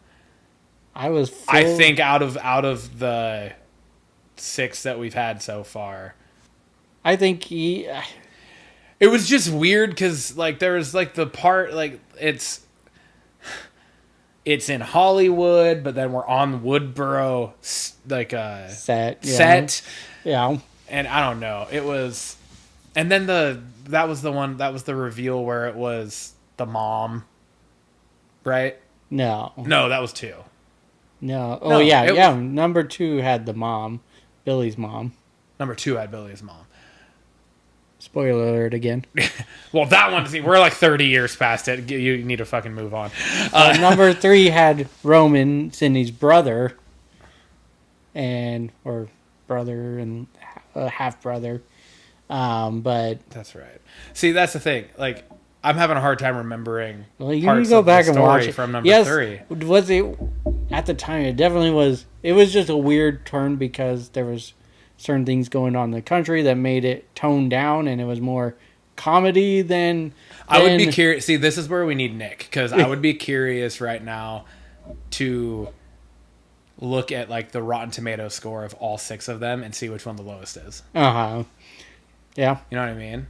I mean, Just out of curiosity. Yeah. Just to like kind of look up and back up one of our 2 claims for the ranking of them. I would actually be very interested in that because I would be willing to bet that the 3rd one is one of the lower ranked. It ones. definitely is one of the least favorite for sure. Yeah. I don't know. I was here for the reveal. The 2 newest I think they did great. are head and shoulders better than the 3rd one and the 4th one.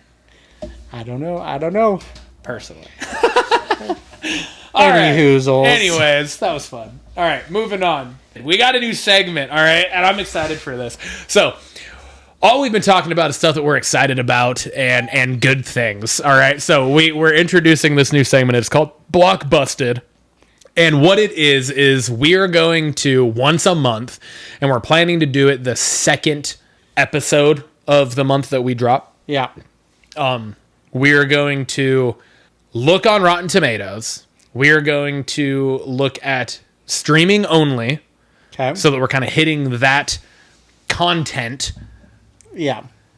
But we are going to find the movie from the previous month that came out on streaming And I guess it's not necessarily streaming only, because it could have been a theatrical release that it went to streaming, right? So, regardless, we're going to find the movie that was on the streaming section of Rotten Tomatoes from the previous month that has the lowest combined critic and audience score. We are going to watch it, not together, but we are going to watch the movie, and then we're going to give our own review of the movie. We're going to give it our own ranking. Yep. And we are essentially going to tell you guys if it's worth watching or not. And holy sheep shit, did we start off with a doozy. I laugh a lot because what a doozy did we start off with. Oh my Lord. So the movie we landed on couldn't have been a better starting point for this segment, because it literally... Well, it didn't have an audience rating yet, which means no audience, nobody has watched the fucking movie, which I would not be surprised of, or just nobody has watched it and then gave it a rating and a review on Rotten Tomatoes. So there was no audience rating, and there was 12 critic ratings with a combined total of a 0% This is 0. Full Ryan. Fully rotten. This is wow. So the movie that we're talking about, the movie is called Clear Cut. Yes. Okay. The movie stars Alec Baldwin. Okay. And Jesse Metcalf, John Tucker, and Tom Welling, Mr. Clark Kent from Smallville, and the guy from Scary Movie is the blonde dude. The blonde dude. He played in Riverdale. He's been in a lot of things. He was in White Chicks. Yeah. He's been in a bunch of stuff, but yeah, I also don't know his name off the top of my head. But yeah, so real quick kind of scene setter. Main character who I don't know who he is. Did you know who the main character was? The main guy? No. Okay. He's been in a lot of TV shows. But yeah, so main character ends up out in the wilderness, right? Out in the forests with Alec Baldwin's character. They are lumberjacks, essentially. Yep. And he got this job working for them, blah, blah, blah. He ends up going off the beaten path on a lunch break. He finds this meth house up in the woods. He ends up stealing a bag of money. They end up finding him. Very quickly do they kill Alec Baldwin's character. Yep. Like this is within the first probably 10 minutes of the movie. Yeah, 10, 15 minutes. Alec Baldwin's character takes an arrow from a crossbow through the neck. Caught me off guard. I didn't expect that at all. Like, I was like, in the trailer, Alec Baldwin is very, like, kind of prominent in the trailer. He's on the cover of the movie, and then he dies in the first 10 minutes. I was like, what the fuck is going on? I had posted that he was the only notable character, like actor in the movie. I stand corrected. Tim was aware of a couple of the other people in the movie. I thought this was going to be great with everyone in it. Yeah. It was not. It really wasn't. Anyways, a chase pursues through the woods. Becomes a chase slash. It's like a cat and mouse game because it keeps coming back to the same meth house. Like 3 different times, the main dude came back to the same place. Which I guess in the long run, it kind of ended up making sense given like the story behind why he's doing what he's doing, which you don't find out about until like the closing fucking segment of the movie. And then you find out it's a revenge. The whole thing is a fucking revenge plot. Yeah. He was a cop. He got in with this bust he was trying to do, and the bad guys ended up killing his 5-year-old daughter, and then he ended up going on this revenge thing to try to find all these people. But you don't find any of this out until within the last 5 minutes of the movie. Yeah. And it was so bad, I Tim. can't stop laughing. It was so bad. It really was an awful movie. Can I just mention that almost everyone catches on fire in this movie? And it's the fakest looking fire in each scene, but almost everyone catches on fire. And And I didn't even think about that. But literally everybody catches on fire. And then there was a scene where he's pouring gas on everything. And then when he comes back to that scene after it blows up, nothing was burnt. Nothing was burnt. That he poured gasoline on. Nothing was burnt. The Except trailer, for two random guys that caught fire. The trailer itself that exploded was barely scorched. Or the fucking ending of the movie. And this, yes, there are extreme spoilers on this. I hope you still watch it. Yeah, go watch it for your own amusement. But the ending, the goddamn logs. I couldn't stop. I have seen Looney Tune cartoons that are more realistic than the fucking log scene. Oh my lord! I mean, if you look at that pile, there was like 8 to 10. Like 8 to 10. It was like the runway in the Fast and Furious. It just never ended. It was an unlimited supply of large logs. Holy shit. Haley was watching it with me, and she doesn't tend to watch movies with me. She is reading while I watch, but this movie captured enough of her attention to watch it through, but to make fun of with me through it. It's one of those things where, you know how pugs are just kind of like so ugly that they're really cute? That's kind of one of those movies. Like, this is like the pug of the movie world, where it's fucking terrible. It really is. The story's choppy. The acting is not good. The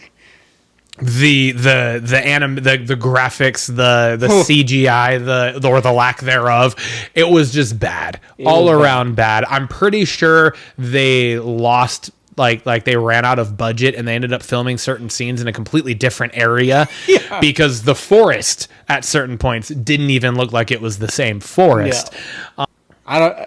Haley mentioned this, that she was like, these guys had to have been in the movie because they were doing a favor for someone. Yeah. I don't know what the fuck Alec Baldwin was doing in this. I don't think he can get roles right now. Apparently, with the Rust shooting or whatever. Yeah, but goddamn, that's what you go for.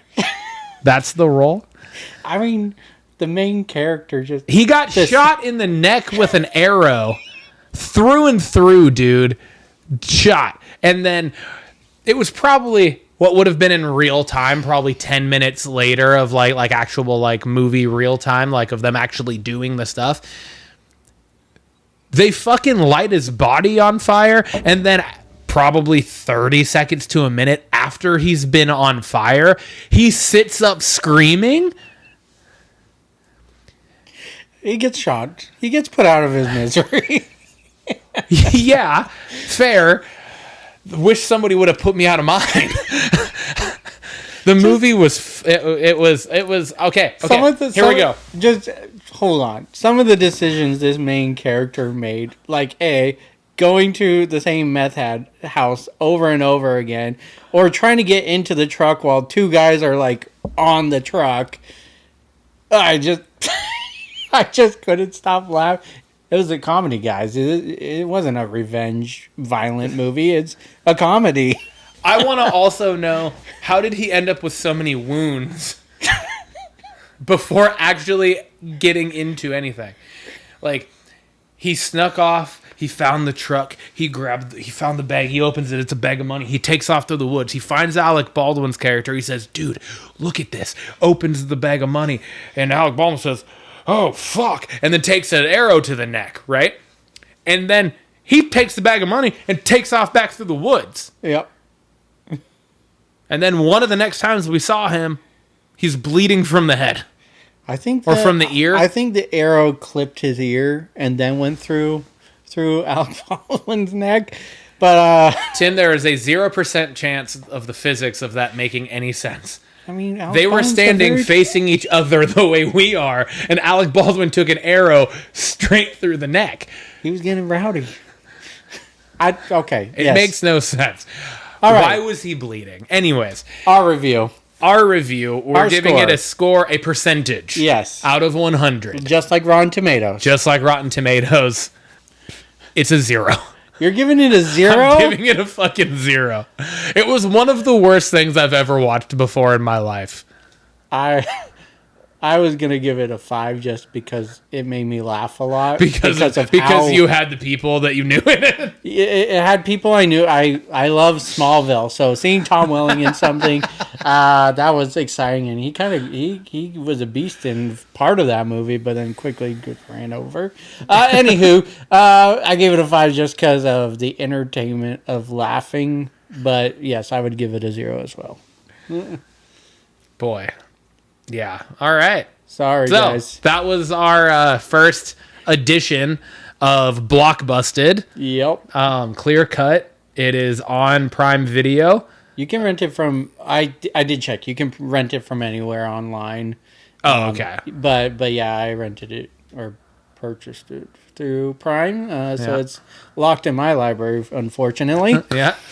But yeah, so Clear cut. Go see it. Go check it out. All right, Blockbusters question of the week. It is less. Well, I guess it is a question. Okay. But we're going back to I think episode 2. Yeah. Where we did like a kind of quiz game Yes. for you. Yeah. I got another one for you. We're right. busting it back out. Okay. All right. This one I think would be a little bit more up your alley. I do need my phone for this just because I have the answers to it. Okay. Written down. All right. It's a top 10 quiz. Okay. Top 10 right. quiz. And this is off of Rolling. This is Rolling Stones. All right. Okay. This Very is a Rolling reputable. Stones. Yes. It is a Rolling Stones top 10 comedy movies of the 2000s. So 2000 to essentially, I would say 2009 probably, right? Because I think 2010 then starts the 2010s. Okay. Right? So 2000, 2009, top 10 comedies. Okay. Okay. You don't have to go in order. Okay. You can just name movies and I'll tell you if it's on the list and what number it is on the list. All right. Anchorman. Anchorman is number 2. Okay. Old School. Old School is number 3.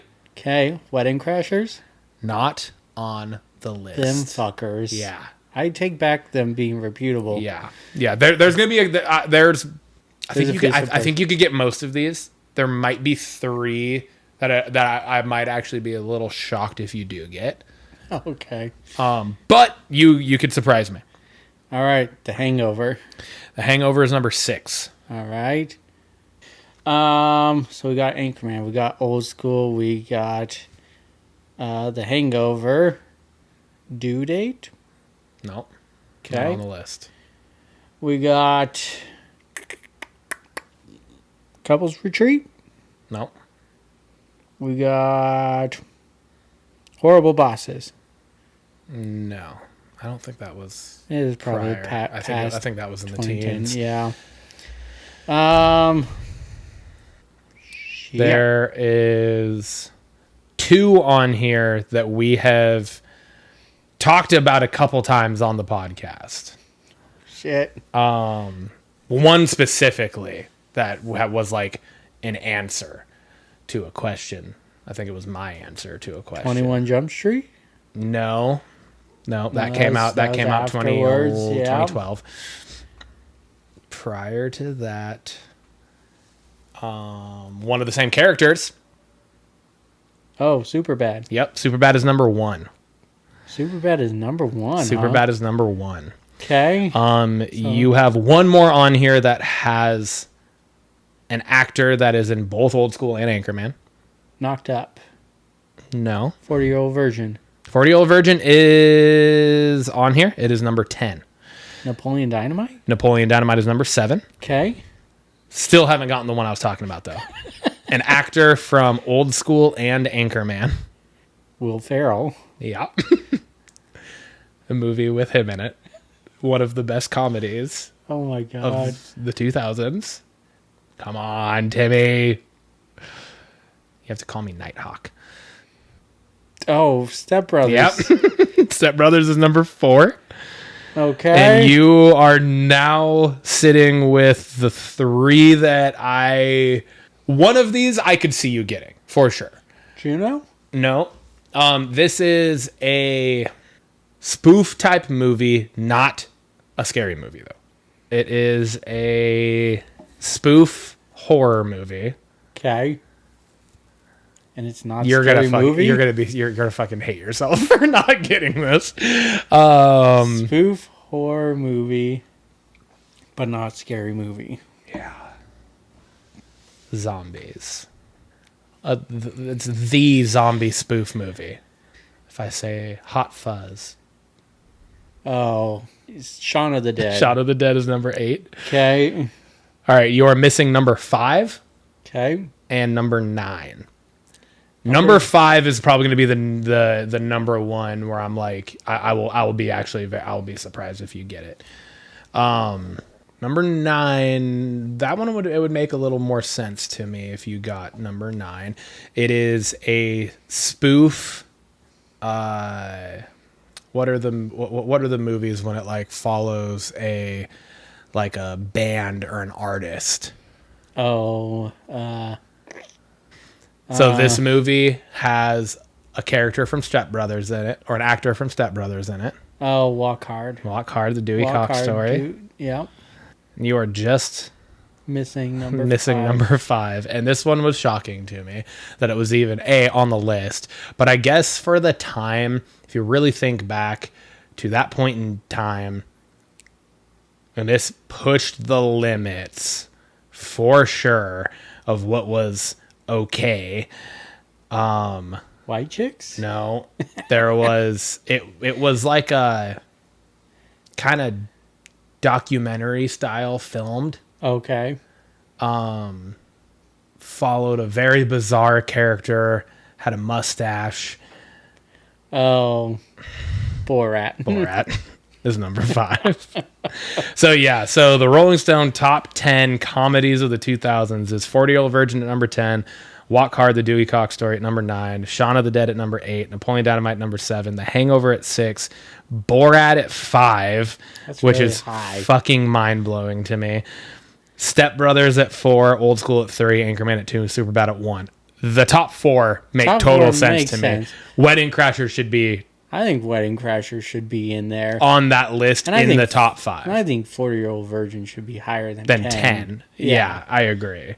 Like Okay. honestly, The Hangover, 40-Year-Old Virgin, and Wedding Crashers to round out the top 7, but not necessarily in that order. Yeah. But then take Borat off this fucking list Yeah. for me. And then I could see. I'd take Walk Hard off of that, too. I would too. Yeah, I wouldn't have that on there. So No. it would be like I would take Borat and Walk Hard off. Add Wedding Crashers. I could see Napoleon Dynamite being on there. yeah. Sure, I thought for that was sure. funny. Shaun of the Dead, even like if it made the top 10, would be the number 10 Yeah. for me. I would almost add Knocked Up to that list. Yeah, absolutely. Just Knocked Up. 'cause it was totally. right around all those films during Yeah. that time. So, okay. All right. There we go. That's that. And then for our actual question of the week for the Blockbuster segment, we have you also pose this question. You said if you could bring back one TV show, what would it be and why?